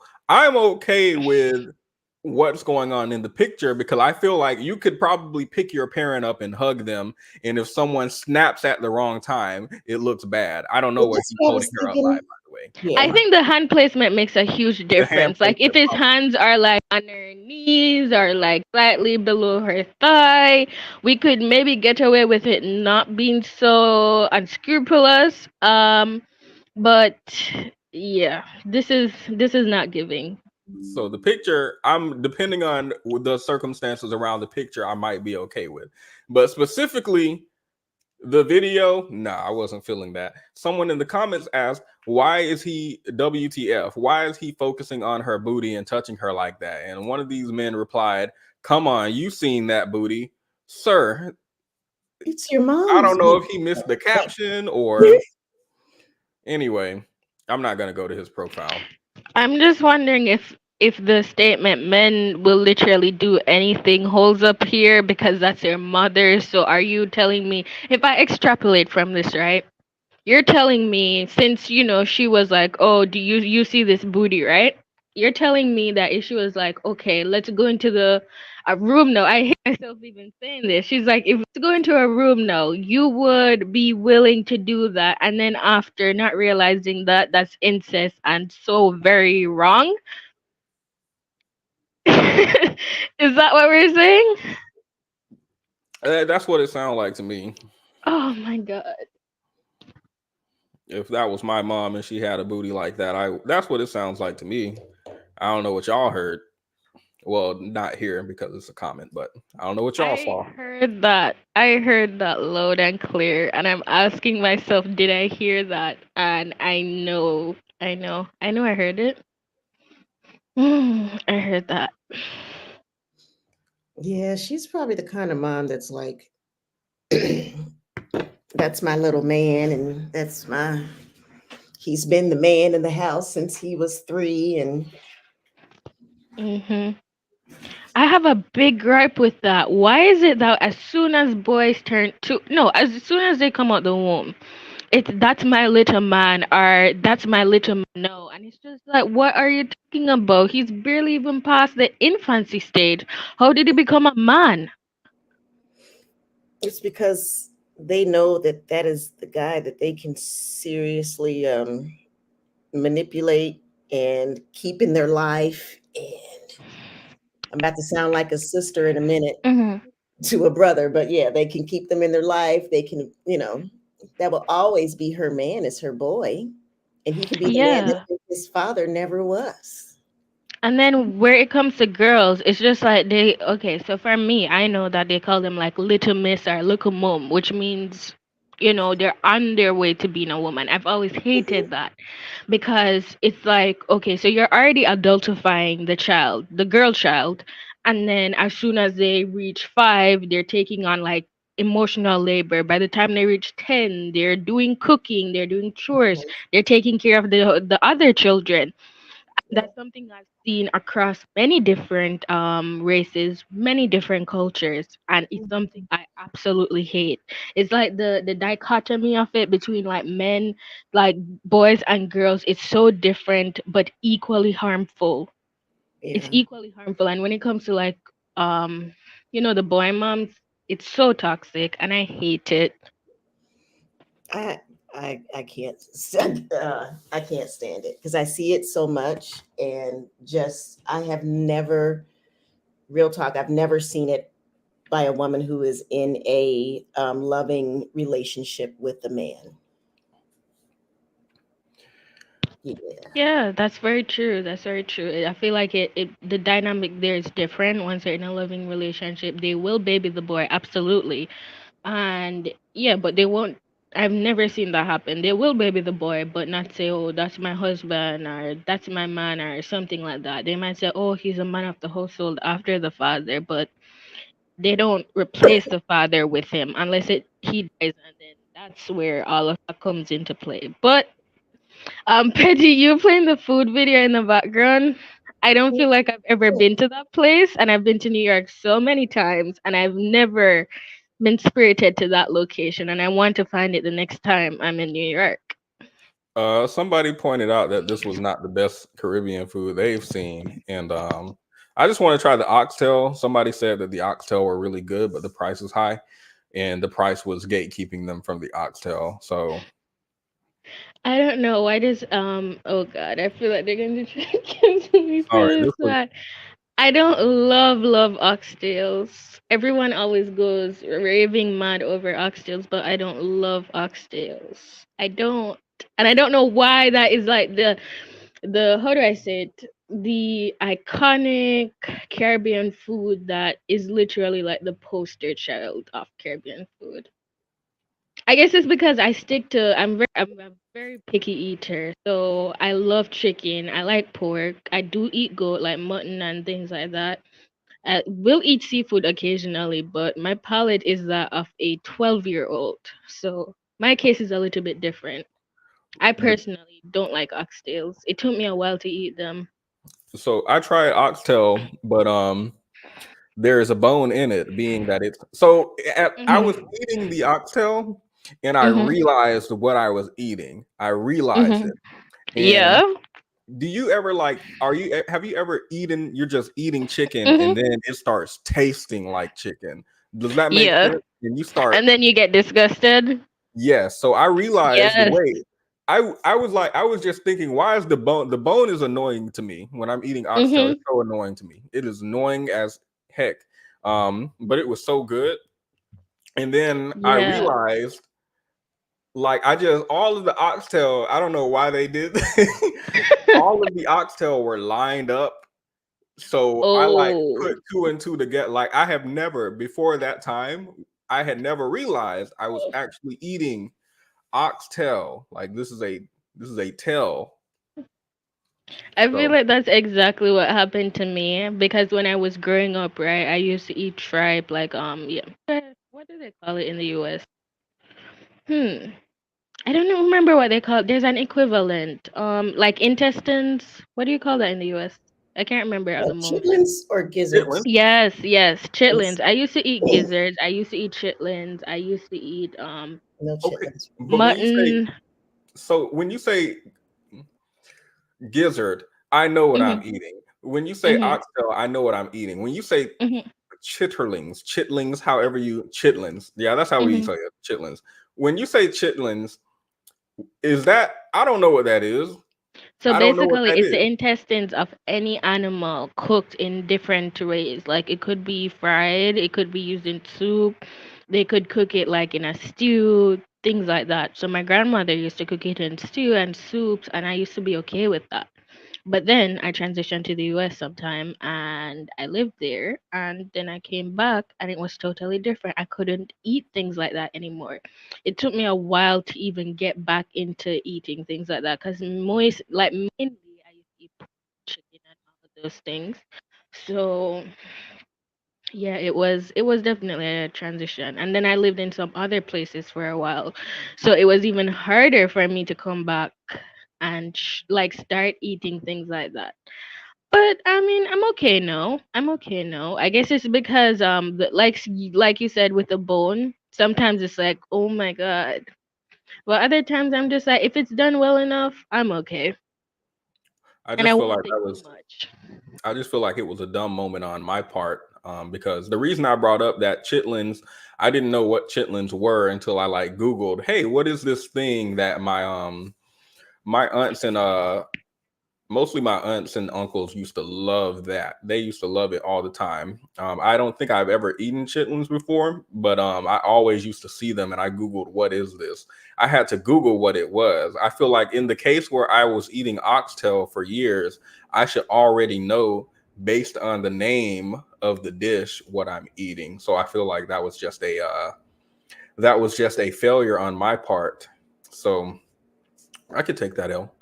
I could I take that didn't L. know that chitlins came in other things but pigs. So I just learned I something didn't new. either. Pearl just let me know. Pearl just let me know. I didn't say nothing, but the way you said any animal, the way you said in soup, so y'all can do it in more ways than fried. Yeah, Y'all in can do it in soup. soup. Yeah, they do it in soup. Like you can stew it, dough, and different things like that. So with soup, no, my grandmother used to love doing it in soups. She used to even clean it in the kitchen. So I was getting a first-hand view of that. And she used to put it in soup, but I couldn't get past the chewy texture. And then the holes were another thing. As someone said, trapezoid stomach, right? So the holes were a next thing. I couldn't get past seeing so many holes in a piece of meat lined up together. It was just like, what's that? Agoraphobia?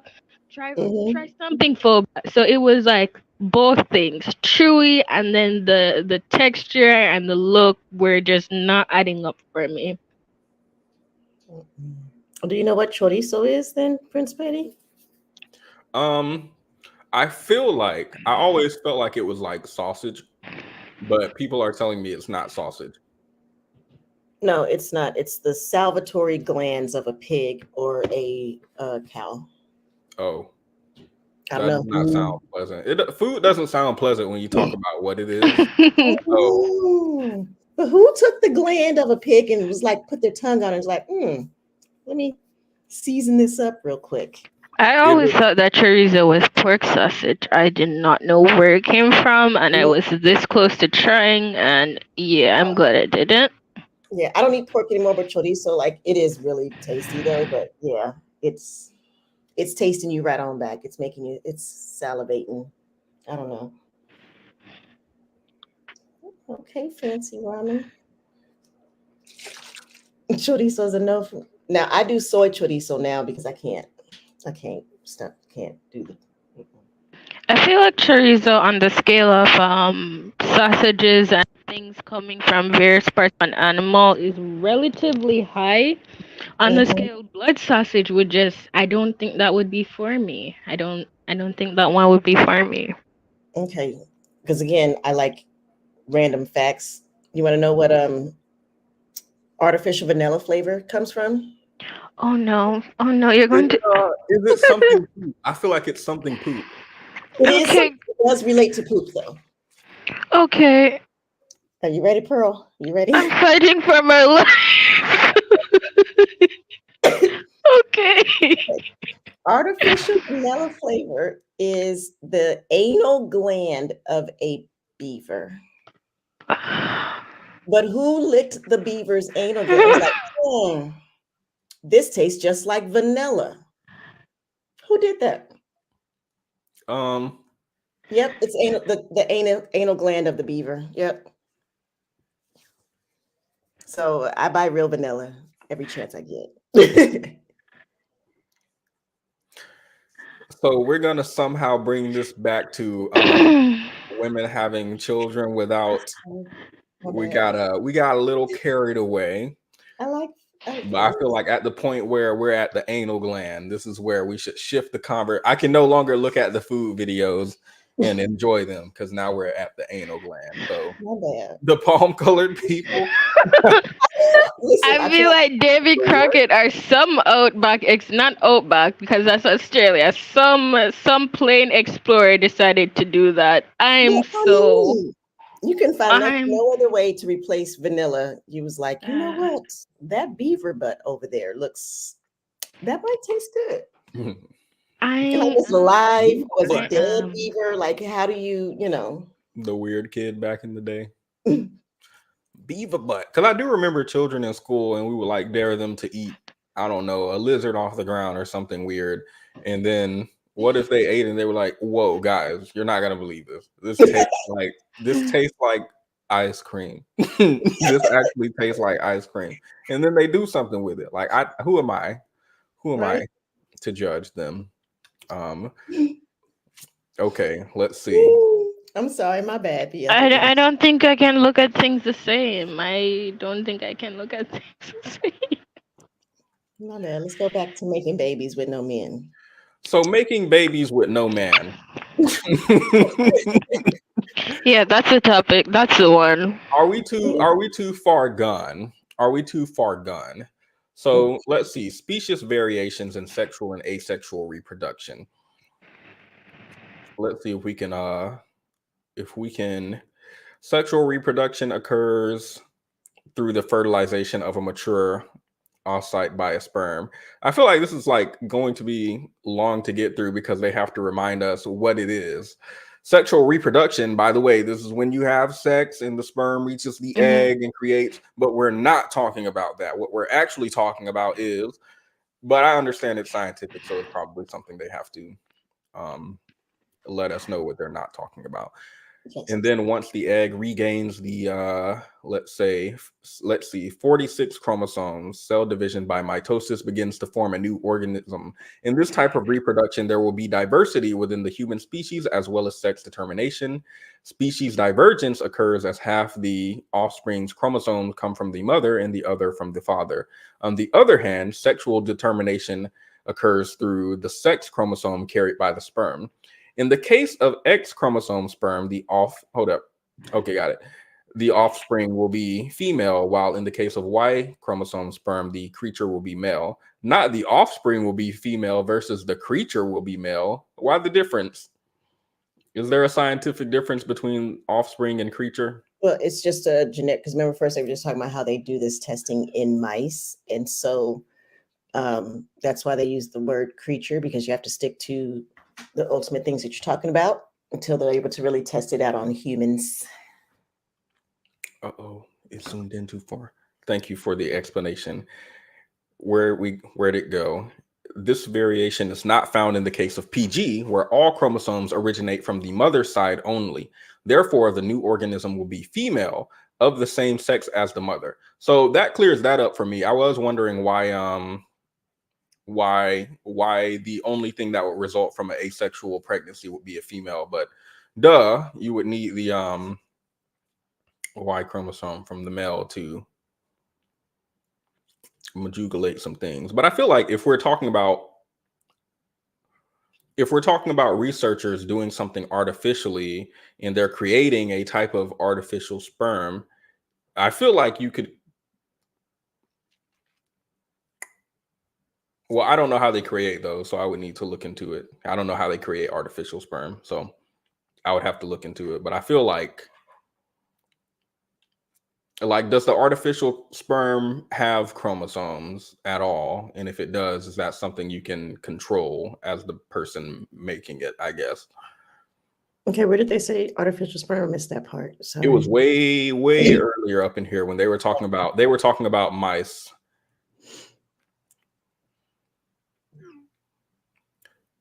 I see artificial manipulation, but I could have sworn, hold up. Never mind. It might have been someone in the comments. Okay. It might have been someone in the comments. Okay. Y'all got me. Okay. Because the artificial manipulate, like I said, that's depending on what they do or use. That's kind of like, I call it waking up the cells or telling the cells, hey, because usually the sperm is the one that is the thing that tells the cell, okay, it's time to start multiplying and mutating. So they're doing something artificially that the sperm would do to tell the cell, oh, okay, it's time to start multiplying. Jamal, yes, reptiles and certain amphibians are able to, but I think this was specifically rare in mammals.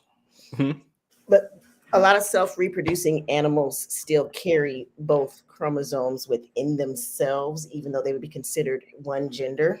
If that Ah, yes. The first trans allies. Lizard. I didn't know that. I actually didn't know that. I didn't know that they carry both. Gender is not a concept to animals. We could learn something. We could learn something, guys. Well, gender is a concept to some animals because some animals are rapists, but that's a whole nother. So I was wanting to look into that. I was wanting to look into social constructs in animals because I believe it would have to be like a monkey or a dolphin or something that has like capacity to think in that way, right? Something with like higher thinking, right? Or are you Dolphins definitely are. Dolphins and also orcas are like vicious mafia dudes of the sea. Yeah. So I like know that's that much. social high, like they beat up everybody just for shits and giggles. Like You don't need research to see that. I've seen the SeaWorld things where you go swim with the dolphins and they try and drag you to the. I have seen the videos. You don't need a scholarly article to convince me. Oh, they played volleyball with a seal one time. Oh, I mean, it was like, where's my money? They didn't even like, it wasn't to eat it. They was just flipping them around, passing them on to each other. Yeah, they are vicious. So there's a social hierarchy for real with a lot of animals. Otters. Oh, I know orcas are scary. I just don't know if they're like, I don't know if orcas have higher, I don't know if they have like higher thinking capacity like we know dolphins do. We aren't able to, dolphins are more more apt to cooperate with us. And orca, there's a lot of still research about orcas and whatnot, but yeah, in terms of that, I don't think they're willing to jive with us. Not for real. I'm not even gonna lie. I think orcas be like, we got people to kill in the sea. Dolphins are pervs. Otters are horrible perverts. And orcas are the mafia. Yeah, stay on land with a trusted adult. Okay. So Get back to having sex with yourself to have a baby. In the case of X chromosome sperm, the offspring will be female. Y chromosome sperm will be male. This variation is not found in the case of PG, where all chromosomes originate from the mother's side only. Therefore, the new organism will be female, of the same sex as the mother. In the process of PG, the female body finds a unique way to fill in the genes that sperm normally provide. However, the new organism may not typically be like its mother due to the exchange of chromosomes that occurs in the process of oogenesis. Figure 2. Where's figure 2?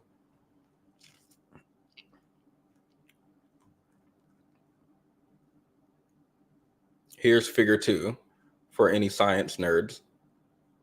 Oh, every time I zoom out, it goes to a random spot on the page. Here's figure 2. Now let's go back.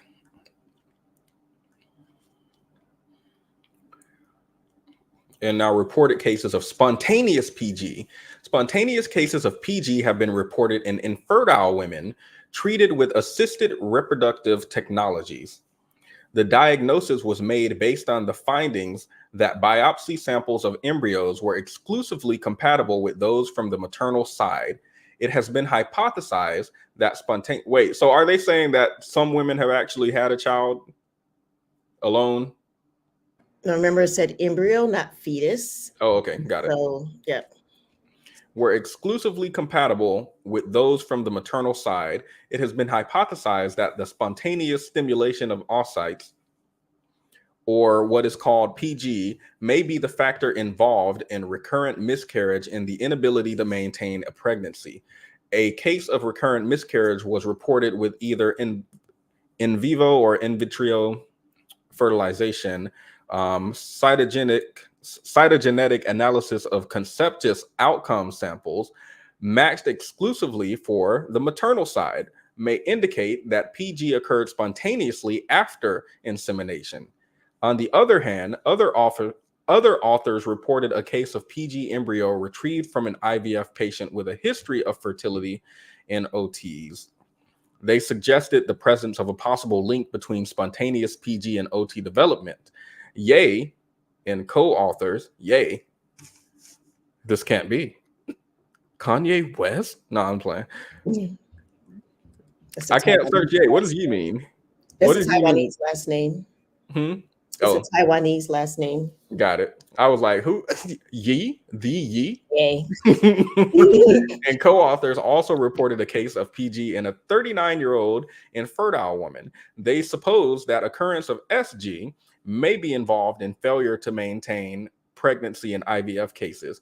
Similarly, another case of a 38-year-old infertile woman with a history of salpingectomy. Salpingectomy. Salpingectomy. Salpingectomy. Salpingectomy. I don't know what that is though. All right, let's figure it out. Okay. Let's Google. Salpingectomy. Salpingectomy. Salpingectomy. Got it. A surgical procedure that removes one or both fallopian tubes. Got it. Salpin. Okay. So, a woman who has a history of, I guess, surgery procedures that remove her fallopian tubes. Maybe it just removed one. Well, so you can. Interesting thing about the woman body, you can take your fallopian tubes out, but still have your ovaries, and ovaries is where the eggs are. So that bad boy might still just shoot out. There's actually one woman, she had hers snipped, like where there's a space in between her tube and her ovaries, and the sperm still jumped and still made it to where it needed to be. So it's kind of not jumped, bouncing. You know, it was determined apparently. Okay, acknowledged. It has been hypothesized that bilateral salpingectomy. Salpingectomy. Got it. Thank you. Thank you. Bilateral salpingectomy was also reported. It has been hypothesized that bilateral salpingectomy or advanced female age may result in spontaneous activation of oocytes. Other authors have suggested, let's make sure we're pronouncing oocyte correctly too. Oocyte. I think it's oocyte. Oocyte. I don't know. I feel like it could be oocyte or oocyte. Oh. Oocyte abnormalities in some infertile women that predispose to spontaneous PG. Infertility was documented in all the cases mentioned. However, it is not clear whether exposure of the oocyte to sperm without fertilization or entry has a role in the spontaneous activation of the oocyte. Pause. Any questions, concerns, or comments? I could just give you a summary if you want. Bet. Okay, so basically what they're saying is that when they say spontaneous cases, like there could be times, especially in women who struggle with fertility or who are older in age or have had something done to their fallopian tubes, may have a spontaneous pregnancy occur within themselves. But then, like I said, just for example, I am pretty sure I've had multiple miscarriages, but then you don't go to a doctor, nobody analyzes your miscarriage, nobody takes all the cells and looks at them and see, what it is. And so because they don't do that, that's why they're saying that there may be a couple of times where these things have happened, especially in women which is interesting to me that like women who struggle with fertility could still make themselves pregnant. Basically, that's what it's saying. Like sometimes these things happen to women who actually struggle with having a sperm attached to the egg, but then they would have no problem having an egg attached to an egg, which is kind of interesting. I guess my question is, this might be what's confusing me, because every time I pause and I'm like, wait, are they saying that this woman produced an embryo without a male input? I think you jumped in to say, no, this is not talking about the embryo. This is talking about, I forgot what you said, but it wasn't talking about a baby. Like, it wasn't talking about a fetus. Yeah. So it's just saying like in the first stages, that's why I said they don't necessarily come to fruition or like develop fully. That's why I said it may like have some teeth, it may have something, but it doesn't have all the zooms and whams to fully develop. But they're also saying that sometimes this can happen. Yeah, rejecting, no, like for real though. But like it could also, which is messed up, but also interesting. Having the sperm just get up in the space can also spark this, is what it's trying to say, that it is unclear whether the sperm in some kind of way I don't know, because it didn't say, it's not giving the conclusion for that part of why or how like injecting the sperm would still cause the woman to make her own baby, but not take the sperm in to make a baby. Does that make So sense? that's what DY Rich means when she says rejecting dust. Yep. Acknowledged. Yep. Now I understand. So our bodies are kind of saying, like, it's almost like if I'm reading this correctly, and I would love to I would have to read more articles, because I don't think you should just read one to get, full peer-reviewed research on something. But it's almost sounds like if people do more research, like our bodies are trying to do this solo, but it's just not quite getting all the way there to a full-blown baby. So we trying to evolve. I would be interested in knowing, since now I have a better understanding. It's creating an embryo, but the embryo doesn't necessarily make it to a fetus. Yep. I feel like this type of thing can occur. I forgot what it's called. I literally just looked at it. Teratoma, maybe. Teratoma. I don't know how to pronounce it, but what we were talking about with the teeth, the hair, the bone, but it's actually not viable. I'm sure that there are treatments for that. I might be incorrect, but I'm sure there might be treatments for this, and I'm sure there might be ways to make sure, if you may be at risk for this, for example, there might be certain methods that you could use to make it less likely that your body would do this. So I'm wondering if it's something where we already have our foot in the door. If we put more research into it, would we actually be able to have asexual reproduction? I think so, because I think, like I said, from this article, it looks like they're kind of, like I said, on the cusp of it. There's not a lot of research truly done on women's bodies in the first place. It's a lot of just male guessing. Yep. But this is really saying that, and like I said, and this just talking as a woman, like, to me, you kind of know, not that you know every single time, but sometimes like if you've gotten pregnant or whatever, and sometimes if you've had a miscarriage without even having to go to the hospital and stuff like that. So, and I'm really wondering if there are times where women have done this, but it's actually just them, making their own baby, which is pretty interesting. Right, it's kind of scary to knock yourself up. Spontaneously knocked up is scary. Yeah, I would say so. Absolutely, spontaneously knocked up is scary. So it is saying, I went back up because they were saying this about the mice, but it is much more viable when they're doing it artificially. When there's artificial manipulation. So yes, I feel like there is ground to be gained here. I feel like there's a lot of potential in this field. Mind you, I haven't finished reading this article, and we're probably not going to get through it tonight because we're already 2 hours in, and we were supposed to be an hour or an hour and a half at the most. So this will have to be a part 2, the rest of this article. I also think it would benefit to go to, I pulled up the other article where they were talking about mice and how they manipulated and produced fetuses through asexual reproduction in mice by manipulating the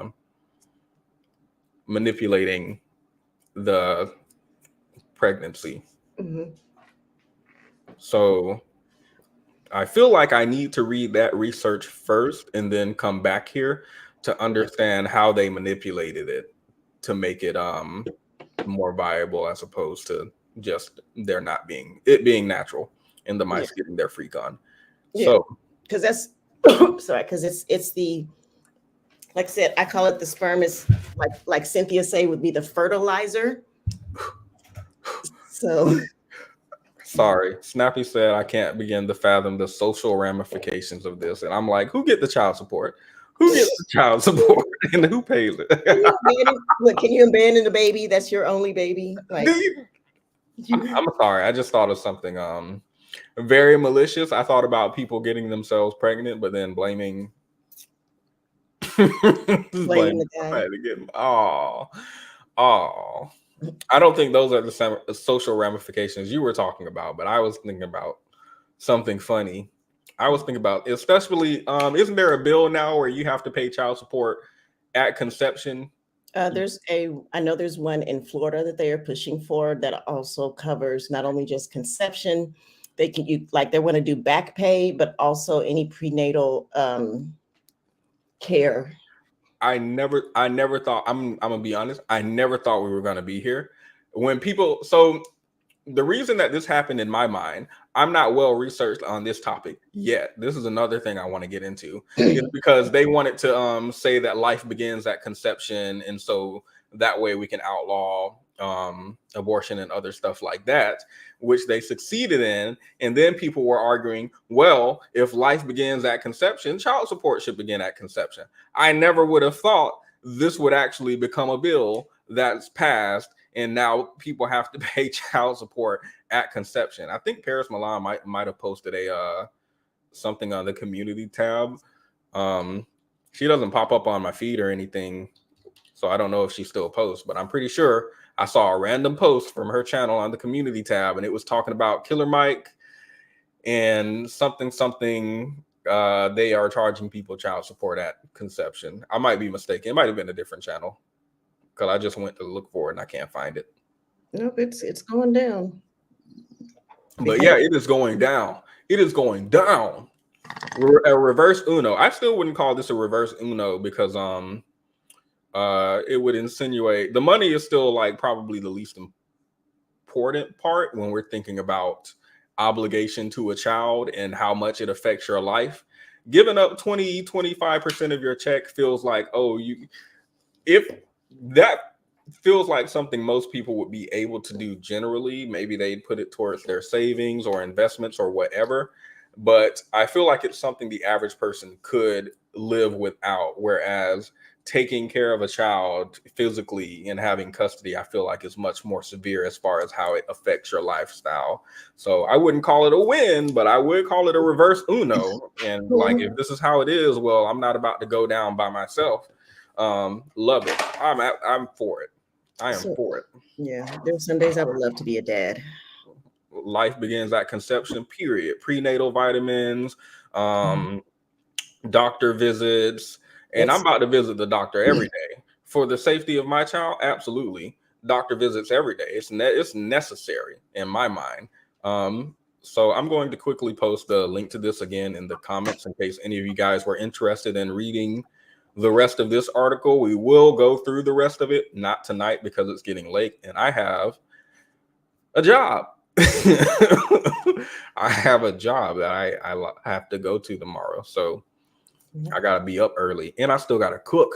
I haven't even cooked yet. So I'm going to play my outro. We can have a brief after show and then we can get out of here until the next time and then continue self-births.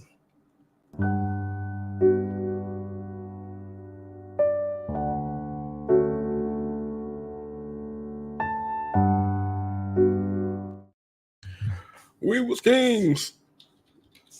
Where did I just see that? We was kings. I just saw it. I don't think I've heard we was queens, but I've definitely heard we was kings. All the time.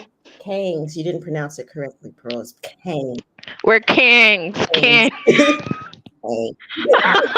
My mother wasn't made to pronounce like that, but I'll try. We was kings. You got to pick your. Okay. What is the music? My pronunciation seems to be directional, but I don't know with this new structure. You got to pronounce it the way the way that the Kangs would want you to. For only $1 a day, you can support a king in need. Yes, with some mango juice. So, be sure, by the way, if you haven't already, to leave a like on the video. It helps out with the algorithm. We didn't get as far into the research as I would have preferred because we spent like the first hour getting into niggatry. Unfortunately, I'll take the L here. I'll take the L here. I will. I won't give an excuse. I feel like that was completely my fault. So I will extend an apology to anyone who was really wanting to get through the entire block of research we had. Unfortunately, we got into niggatry instead. So It is what it is. I will take the L there. At the very least, we learned the pronunciation of some words today and what those words mean, which we might forget by a day or two, but we know them now. And if we have repeated exposure to it, we might just retain that knowledge. So that's what I'll say. Pearl, Indica, thoughts. I think that, oh, go ahead, please. No, you go. You go. All right, thank you. I feel like this was a really enriching live. I only joined on the tail end after the woman was speaking about her experience with that guy. I thought it was funny when he hung up on her because he didn't get her to change her mind suddenly when she said she didn't want a child. And I found that to be very common. Very common. It's a very common experience I've seen where if a woman doesn't want a child, she's selfish or she's everything bad. But when she does have said child that the man may have pressured her into, these men want no responsibility. They want there's no accountability with like taking care of the domestic household needs as well as taking care of the child. It's only in name that they really want a child. So I thought, wow, that was disgusting to see. But I really liked when we were talking about the fertilization with parthenogenesis. I felt like that was really enriching, and I can't wait for the second part of this. And I'm so glad I was able to come on because usually I'm always busy with schoolwork and I'm just listening in the background. So yeah, this is really nice. Awesome. What are you in college?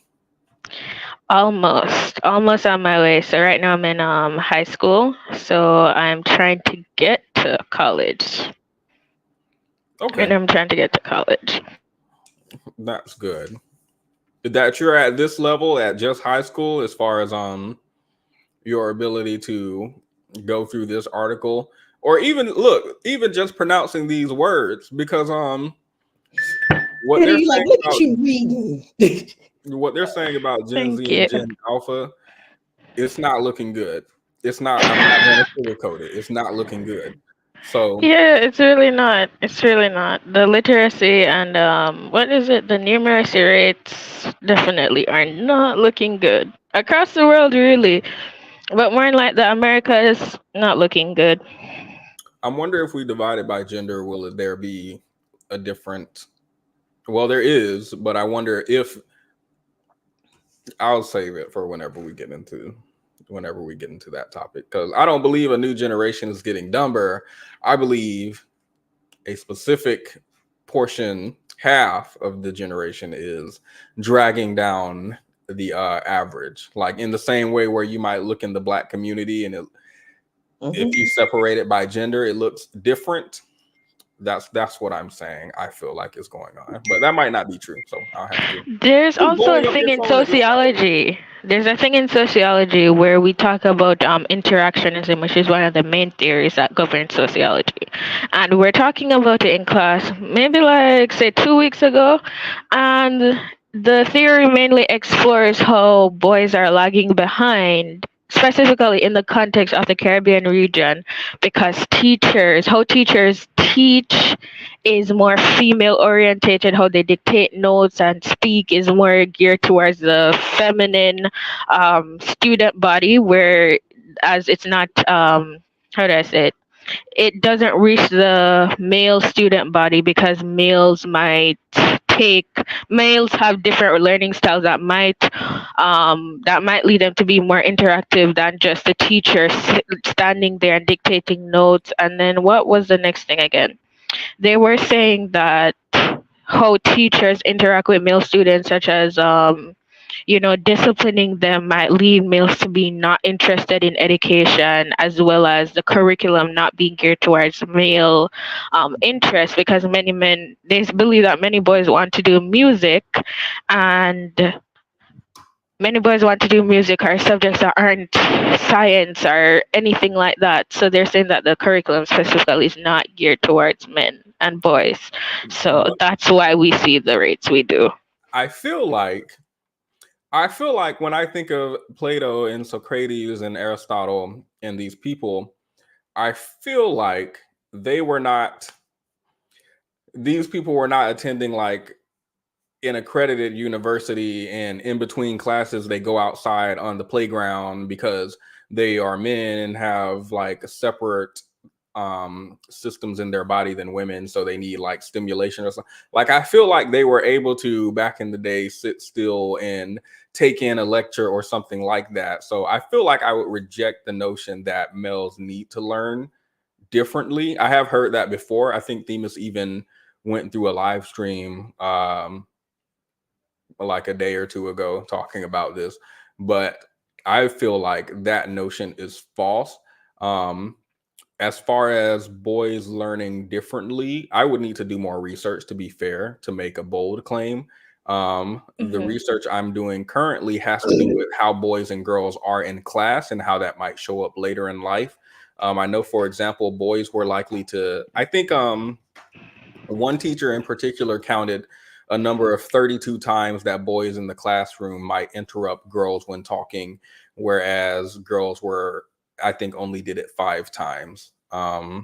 So it seems like there is a difference as far as how children behave in the classroom based on their gender, but I don't know if that's because, oh, it's a boy and inherently boys just need to do this differently and learn a different way and require different methods in the classroom of being taught, or if people just letting boys get away with everything. Because That's exactly what I thought. Sorry to I think it's interrupt. culture is what I'm saying, more than biology. Boys get away with everything. Boys get away with everything. And those boy moms, you know what they do? They become teachers and they go work at those schools, and their little boy, and he's just so precious. And I just want to give him a second chance because I got to save him because he's a little boy. Yes, exactly. And that's why they go and then they get in trouble. Then they get chips in the video game and, all that stuff. And yeah, it's a lot of non-accountability. And because girls, sorry, it's another one of my passions, is about like Gender equality. Yeah, but also like Me too. so many girls and so many little Black girls, and I'm sure you can relate to this, Pearl, being in high school, they get ignored when they're considered attitudinal, they're considered talking back, they're considered everything under the sun other than having ADHD or spectrum of autism. Little Black girls That's very true. ignored and overlooked all the time for their behavior. And then if it's a boy jumping around and he's just hyper, then it's just normal. If it's a girl doing it, then like something like she gets almost, I don't know, belittled to submission.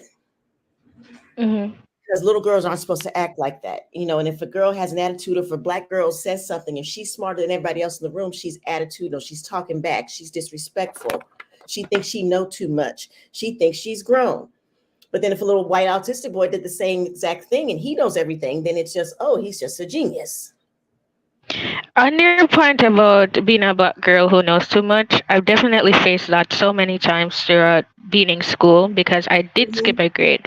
And then I skipped to 3rd grade, and then they were like, oh, well, she shouldn't have done that. Because what happened was I was able to skip it because I took the grade 2 the grade 2 test, and they were like, okay, she's well proficient, like well advanced, we'll move her to 3. And my mom was a big advocate for that, but there was really some pushback with teachers concerning that. And then when I got there, it was like, well, why did her mother do that? Oh, it's because she could. And then that spawned off into a next thing. I eventually left from that school, and then now I'm in high school, right?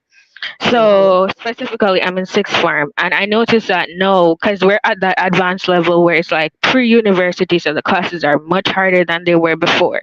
And I noticed that when I speak in class, because usually from last year to this year, the 2023 to 2024 academic year, I was not speaking too much in 2023, but now I'm speaking because I have exams coming up. So it's more like I'm being interactive. And for like the past, say, month, I've been speaking up more, and I noticed that there have been a lot of whispers whenever I speak, like, oh, she always speaks so much and she knows so much in class. And for me, it's not that. I'm speaking up because I need to pass these exams. I need to know that what I'm saying is right.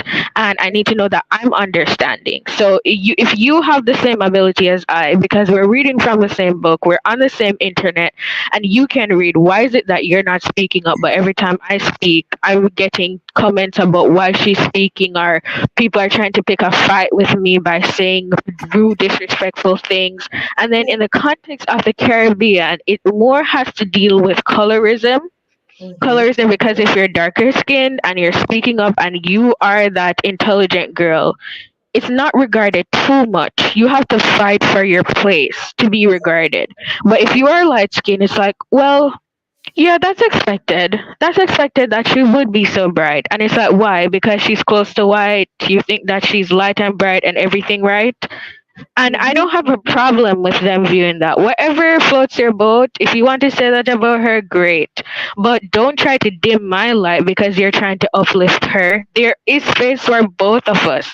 But there doesn't, I feel like I'm of the thought that there is space for both of us, but in reality there isn't, because there is only a certain phenotype allowed to be certain things, and it's definitely not me.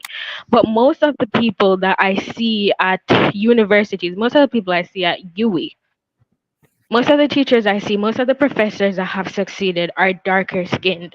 So why is it that I'm not allowed? Why is it that I'm not allowed to succeed? Because what we want to see a lightning. We want to see a lightning of that gene pool among UWI professors and whoever else, like UTech, what is it, CNC, and all these other schools. And depending on if some of your classmates are going overseas to different universities, so it's just crazy, and I hate that part of it. There isn't, Sorry. yeah, even in American schools, because I did do American schooling, there was that racial dynamic that was even worse than the colorism dynamic, where if you're speaking up and you're the black girl and you're not white, it's like it comes with so many things. Then you have teachers speaking to you disrespectfully, or when you complete projects and they're great, they're over the top because you want that A. They're like, well, I'm going to try to limit your score because, other students didn't do as well as you. And I had to fight to get a credit once. It was like, must say 10%, and I wanted it.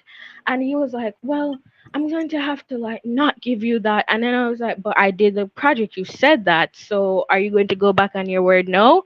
And so many times I've seen other classmates where say they might have fell asleep in class because it's a morning class. And the teacher will discipline that black girl much harsher than the jocks who do school sports.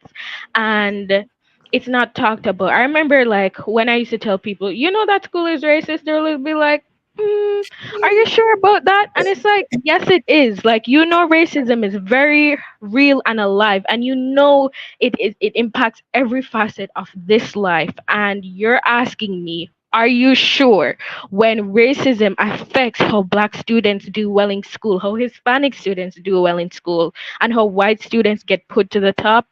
It's real, it's alive in the school system, and it's very horrible because it's dealing with students and how they get to live the rest of their lives as a result of poor teaching. It's not even bad, poor teaching, and a system that's geared to target them. Absolutely. And the thing that messes me up, because one research I had to do is how many darker skinned black girls get written up or in trouble for speaking up in class. Even the comparatives that I had to do, for, like I said, racially, but just dark skinned girls, no matter the age, they are written up more often than any other shade of girl. And it is on purpose. And the part that trips me out when I say to people that we have to start accepting, and really sitting with and accepting that there are some white people who have been trained, taught, went to school, got their certification, took all the tests for the sole purpose of disenfranchising poor black kids and poor people in general. Yes. And when I very say much, we have yes. to really put that in our head that no, this person literally studied, went to college for the sole purpose of maintaining white supremacy. So we can stop saying, why are these so many teachers in these, why are so many of these racist white people in schools? Why are they doing this? Why do they teach black kids if they don't like them in the first place? It's because that is exactly what they are there to do. Because they are sadists and they love seeing the pain of others, especially black children, and people think it's so insidious. No, it's very overt. You aren't paying attention, and they let this go unchecked for decades upon decades. If you are someone who wants to go into a field, you are going to need certain qualifications. You're going to need the grades as well as the extracurricular on top of that, right? And if you don't have the grades because your teacher isn't teaching you right or your teacher is downgrading you, that affects the trajectory of your life. Like, Yes. do people understand that they're messing with the futures of so many children, that because of this they can't go on to what they might have wanted to do, similar to host black girls in STEM. It's a big issue because the college professors, who are most typically like white men and even white women, and there's a different dynamic there because white women hating on black women and vice versa. So not vice versa, but like with college professors who are white men, that the dynamic is slightly different, but they're being pushed out of these fields because they're being bullied by the students and the teachers. That messes with the trajectory of their life. We could have had a great microbiologist or like whatever scientific field you wanted to name. We could have had someone great, but because they didn't get the right teacher or the right environment to flourish in, they had to leave that environment to save their mental health and peace. Yeah, I've been in education for a long time, and it's really was hard. Even when I was in college, there were times where I was the only Black person in the department that I was in, but it was because of that bullying and harassment. I even remember one girl, I begged her to please stay, and she was like, she can't take it anymore. And I was like, they're going to be racist white people wherever we go. I'm not going to let them stop me from getting my education. But I saw people one by one drop from different programs because they are there to be overtly racist because they can. And it sucks and it's horrible. But I just want to say I'm so proud of you, Pearl. I am so proud of your confidence. I'm so proud of your determination. You just make me so happy as an older lady listening to you. I'm just not even gonna lie. Thank you. Thank you. I appreciate that. All credit goes to my mom, really, because if she didn't fight for me at such a young age or instill this confidence to be so proud of who I am, where I come from, there would have been times where I would have given up because it was a struggle in high school to actually get through it. And yeah, I'm just surprised I'm here now because it was a struggle back then, but I'm here and I'm ready to do that next part of my life and do great things. So yeah, hopefully that confidence doesn't go away. I don't think it will. I'll definitely fight to get my degree. No, I'll definitely fight. It will not go away. Just, know you have a bunch of women in this chat is already just proud of you. And, yeah, you got this. You extremely do. And my thing is, I always say to especially women who have beautiful, darker skin, like that is something that no other race of woman can ever achieve. And they know it. They know they can never be as brown as you. They know that they can never get their skin that dark, no matter what they do, and they do not like it. And if we continue to see our skin tones in that manner, not as something to look at, with degradation, but something like, no, it's because they can never achieve it. That's why they like it so much, and so, but then you're out coloring them, you're outsmarting them, you're out integritying them. And so of course it shines a light on them, and I just want you to keep shining that light.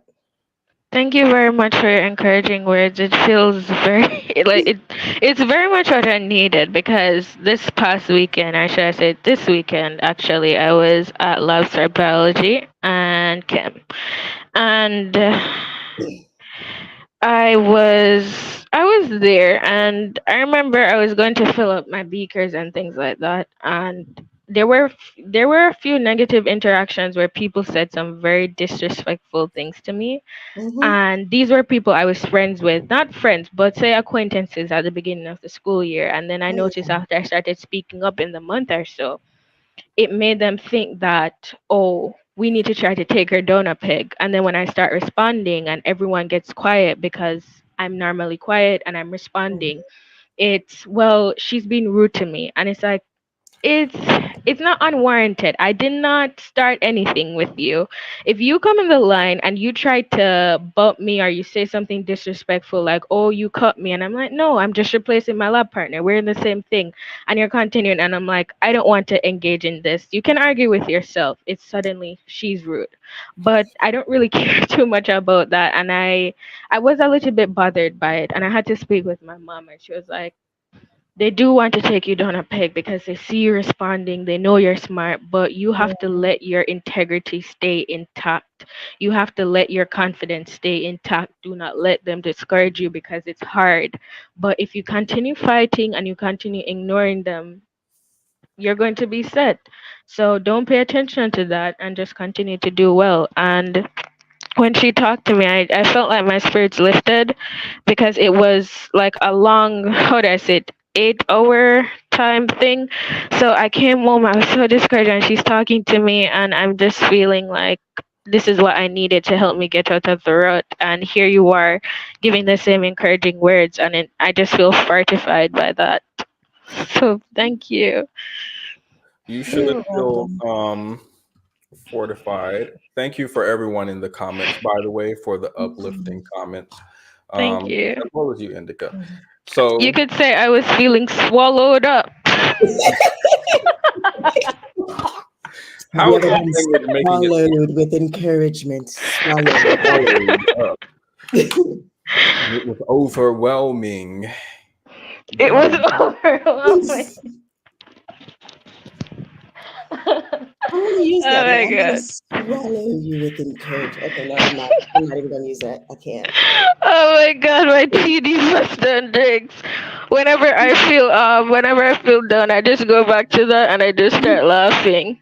Whenever I feel swallowed up. Now here I was about to say this good wrap up and bring it back to Veronica, because I do agree with Snappy One. This is the Veronica story coming back full circle. And I was thinking maybe we could even have a stream where we discuss what your mom said is what my mom would say to me, and with what I would say to someone else, but that's not what I believe. I believe you shouldn't be if you just keep your head down and keep doing good. No, she does not encourage that at all. She's like, respond. And I've had to, because if I never said anything, it would be a continuous thing, because it was from, how do I say, it was from like the month, right? And I noticed some occurrences and I responded, but not as strongly as I should have, to let them back off.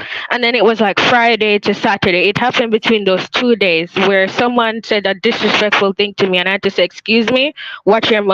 And then Saturday, it was like multiple occurrences and I'm doing labs. So we're trying to get this done and they're trying to find the time to argue. So I had to respond like through Friday to Saturday. It was like a continuous battle. I'm trying to do these labs and get it done. And it's just like, whoa, just being attacked from all sides. So I had to respond.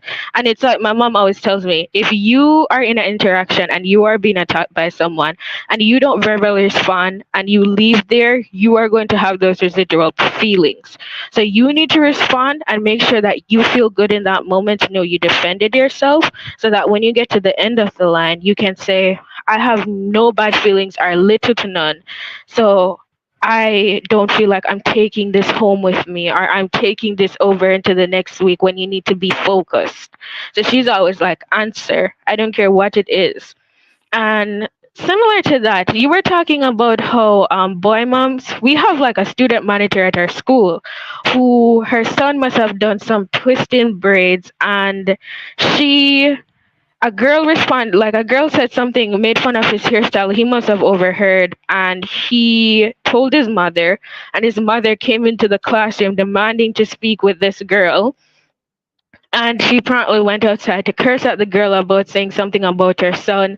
The girl came back in the classroom like, if I said something about his hairstyle, why is your mother as a student monitor coming to me, like loudly shouting at me and all of these things? And I was proud of her for answering, because yes, she shouldn't have commented on his hair, but why did you sick your mother on this student? Because you knew you could. And as a black boy, you know your mother is going to be like out defending you against everyone and anyone. And I was proud of her and how she responded because she had attitude and spunk to respond to her. I was so happy. And I think there was a next incident where that same student monitor said something about a student's pants, saying that, oh, because his pants was too tight on him, why did you come with those jeans? You look gay.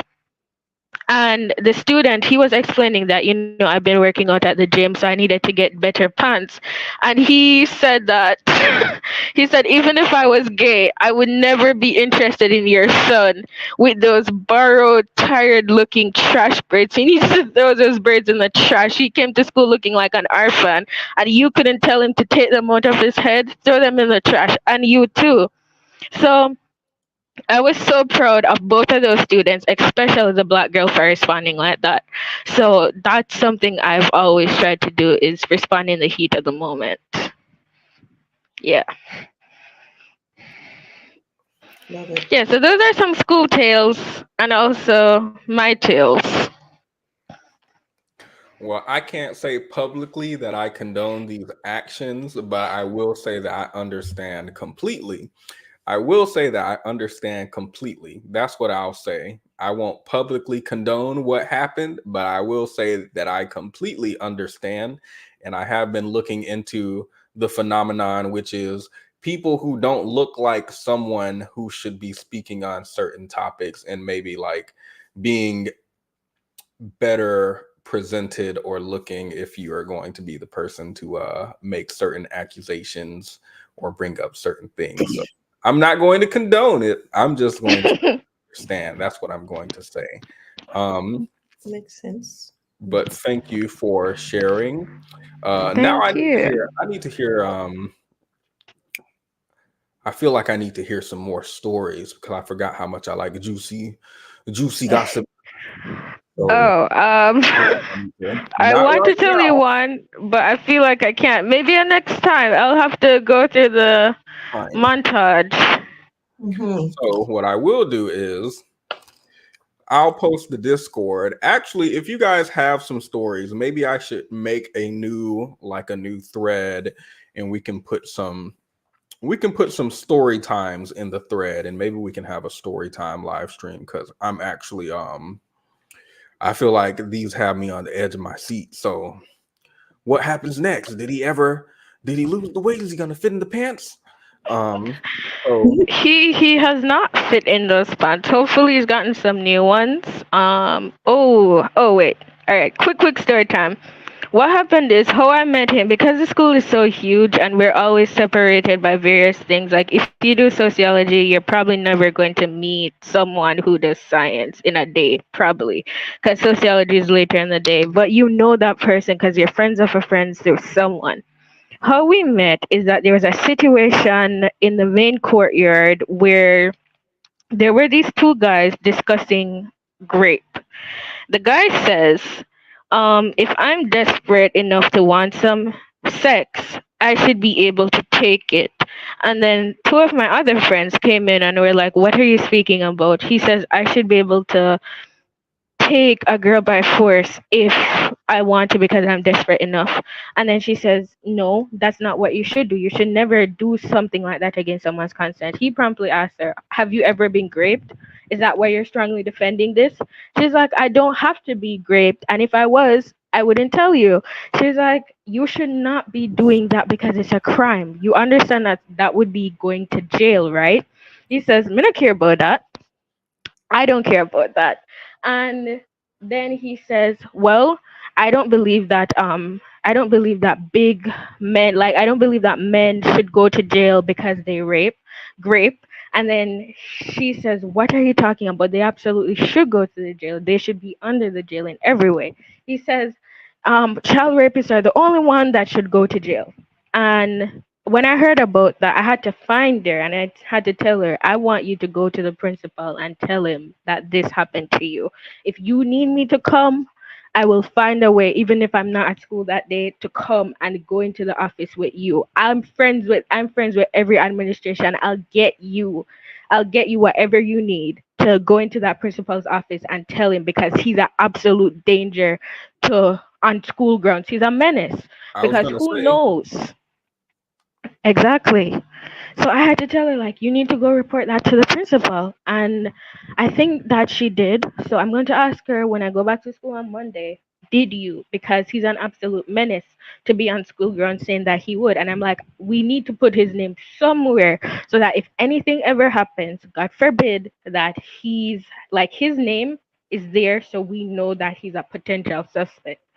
So that was the next thing I wouldn't say I'm shocked or surprised, but just disgusted by. So, yeah, that's shocking. I'm glad y'all reported it. The only thing I would have done differently is apparently, if several different people make a report, it becomes a much bigger thing because now it becomes a repetitive and constant issue and just not one off. So I feel like I definitely would have weaponized that and had several people who were present that all file separate reports. Other than that, though, no, I commend you for encouraging her to go to someone as well as being there to back her up. I know a lot of people to. very hard. I had to. Fear is not the way to go. I am absolutely done with not being the person who speaks about things because they happen to you and your fear is something happening. I had to tell her to do that. I couldn't believe it. And the guy who told me, he was like, "Oh, that happened in the courtyard and all of that." So he was like, "Yeah, that happened." I was like, "Yeah, I need to talk to her because we're in the same class." And I phoned her, I think, that day and we started talking about it. I had to tell her. Yeah, I would put him on a watch list. I'm not going to lie. I might expel him from the college. I feel like people have been expelled for less things. Like I feel like if someone goes and finds your Twitter and you said something 10 years ago, I feel like they can expel you for that. So something that you just said currently, especially when the students are now in danger, presumably, I think is definitely grounds for expulsion, but I don't run that school. I also want to say, this is why I said this much earlier in the stream. I've never seen a bad Veronica. And when people describe Veronica as someone who's difficult to work with, I always feel like it's someone who is doing something they're not supposed to do, or someone who's okay with other people doing things that they're not supposed to do. I'm going to play this again quickly because someone did ask who's Veronica. And I think a lot of people did join late. So oh, no, it was me who asked. I remember now. I had to circle back. It was okay. me. Well, I'll play it anyway for anyone who just hopped on so we can understand who we're comparing Pearl to. Veronica, do you have a second? Yep. I just needed to bring it to your attention because I was told that you're a little difficult to work with and a little combative. Who told you that? I can't really tell you who told me to avoid. What you mean you can't tell me? Well, to avoid any conflicts or, hostile work environment. Okay. And what was the situation that made me difficult to work with?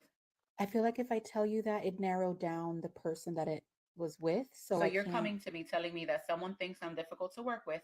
You won't tell me who it is, and you won't tell me what the situation was. I just wanted to bring it to you. If this was a court of law, I have the right to face my accuser. How do you know that this person doesn't have a personal vendetta against me? I didn't. How do you know that this person's intentions are legit and not just trying to get me fired or try to get me in trouble when I can't defend myself adequately because you won't tell me who it is? I just wanted to bring it up so you could work on your behavior. Well, I can't fix a problem that I don't know is happening. If you won't tell me what the situation was or who the person was, then we don't even need to be having this conversation. I'm just trying to keep the peace. I don't want you to be difficult. I'm not trying to be difficult. But if you I didn't notice this earlier, but she keeps sliding in. Hey, look, don't get difficult now. She just keeps sliding in stuff. I don't like that. But I want to tell you so that you're made aware. I feel like I've been in situations like that. And I feel like I didn't even do anything to warrant that. Just because I was quiet and I didn't say anything and there was a blank neutral expression on my face, because apparently when you're a black girl, and I'm specifically talking about in a US context, when you're calm, when you're just not engaging with anyone and you're an introvert very much, it seems as if that means that you are looking for conflict. that means that you're looking for conflict. And I'm like, what are you speaking about? How can I know what to fix or rectify when this person, and I don't know which person I had this interaction with? What do you mean I need to fix something? And I've had to respond in those ways. And when I start responding like that, they continue with this. It's I feel like I've had the exact same conversation. And it's like, well, I just want to make you aware. And now that you know, you can rectify the behavior. And I'm like, I cannot rectify what I do not know needs to be rectified. So unless the person comes to have a personal conversation with me, I cannot fix anything. So it's like exactly like that.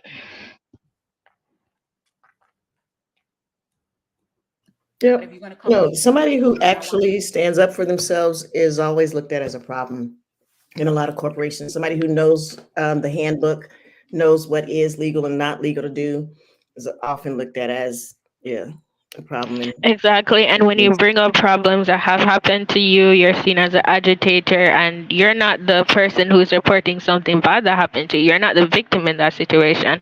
You're the agitator, the problem maker in that case. And I feel like that's something that's very much global. I've noticed very much global that whenever you say something is wrong and you're alerting someone, you're the problem maker. You're the issue. And that issue needs to be rectified immediately, which means you need to be removed, and that people are going to speak negatively about you because of that. Yep. Yeah, one thing that I've had to learn is if I am going to infiltrate white supremacy, I cannot be overt about it because they don't like that too much. So I have to be as covert as they are in spreading racism as I can be at dismantling white supremacy. So that's the thing, because a lot of us, especially Black women, will go in and like, hey, this is wrong, this ain't right, this ain't right, you know. And then they're like, nope, Exactly. she's a problem. You know, like we gotta get rid of You her. have to laugh off so many situations. You have to laugh off so many situations. You always have to be smiling. You always have to be so joyful so that there can be no case of, well, I saw her that time and she looked really angry. She looked really angry, and I don't know who she was angry at, but I felt scared. So what I'm encouraging, my friend told me a story specifically about some white lady doing something at the gym she works at. What I encouraged was, especially when it comes to white women, I think Black women should weaponize stupidity in the way that I feel like white women, not stupidity, what's the word? Weaponized incompetence. It's not gaslighting. I can't find the word, but it's like, what are you talking about? All I said was they don't say things directly. It's so shady, and technically they didn't say anything to you, but there's a lot of insinuations underneath their word. So if that's the game that people want to play, then naivety, that is the word. Thank you. I would absolutely weaponize that. That's what I would do. Go in the workplace. So what are they talking about? I was aggressive. I was just sitting over here being cute. Feigned ignorance. Yep. I was just sitting at the front. Passive aggression. Yes, that's the word. Oh, and Feigned then ignorance. All of these, naivety, feigned, all of these. I feel like they're all go in together, at least in the way that, like, my friend documented everything that this lady was doing, and made a compelling case to me. I would absolutely weaponize that. Absolutely. And if you have an issue with it, well, now we have to talk about what you've been doing. So I'm completely okay with that. What do you mean my voice sounds aggressive? I'm just talking. Yeah. If that's how it is, then your voice sounds aggressive right now. Yep. And I would cry. Absolutely. I'm Veronica. Y'all are Veronica. We're all Veronica. Love it. With that being said, thank you both for joining. If you guys are interested, I will post an invite to the Discord, and I will make a thread because I want to hear some stories now. I want to hear some stories. What kind of stories? Wait, let me join.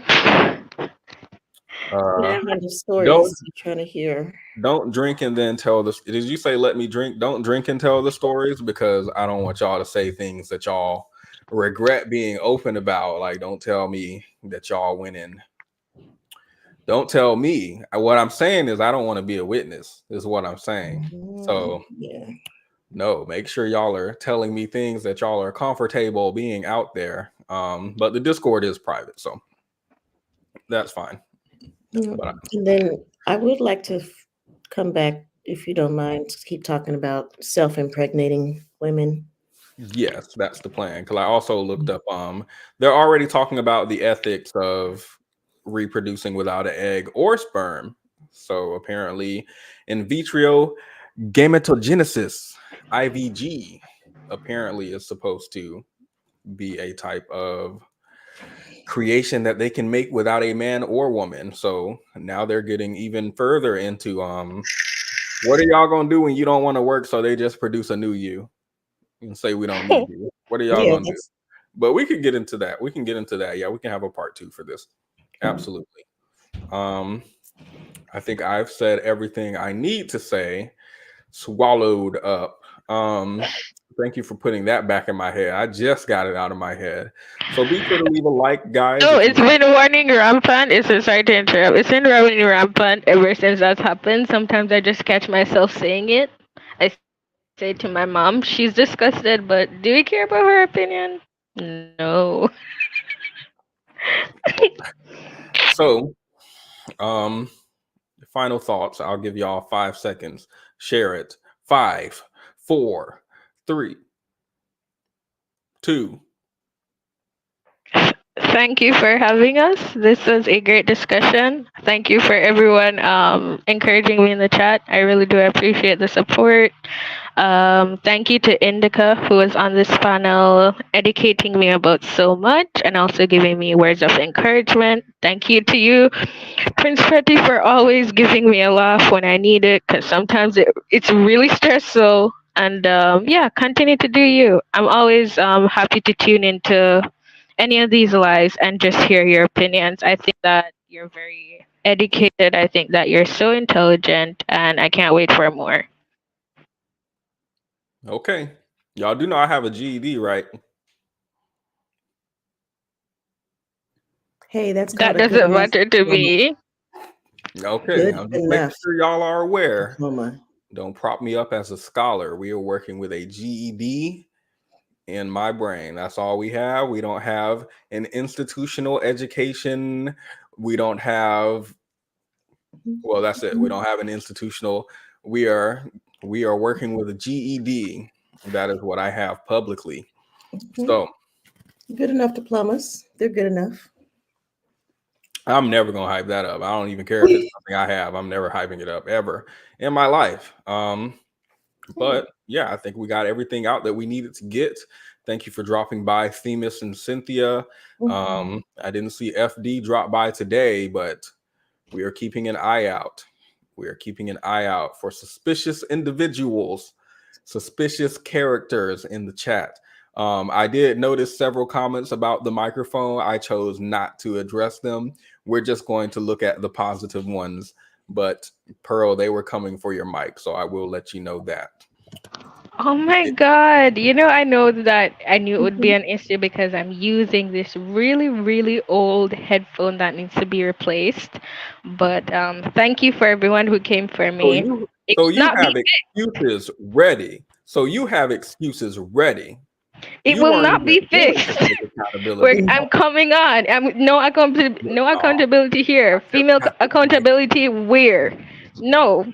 I just No. got this mic. I'm figuring it. You was ready. You didn't even. Not a single. I apologize for the quality. No, just well, y'all Why need should to hear I? me. I just got Why this. should I These apologize? headphones, y'all don't know about what I'm going. I love it. No.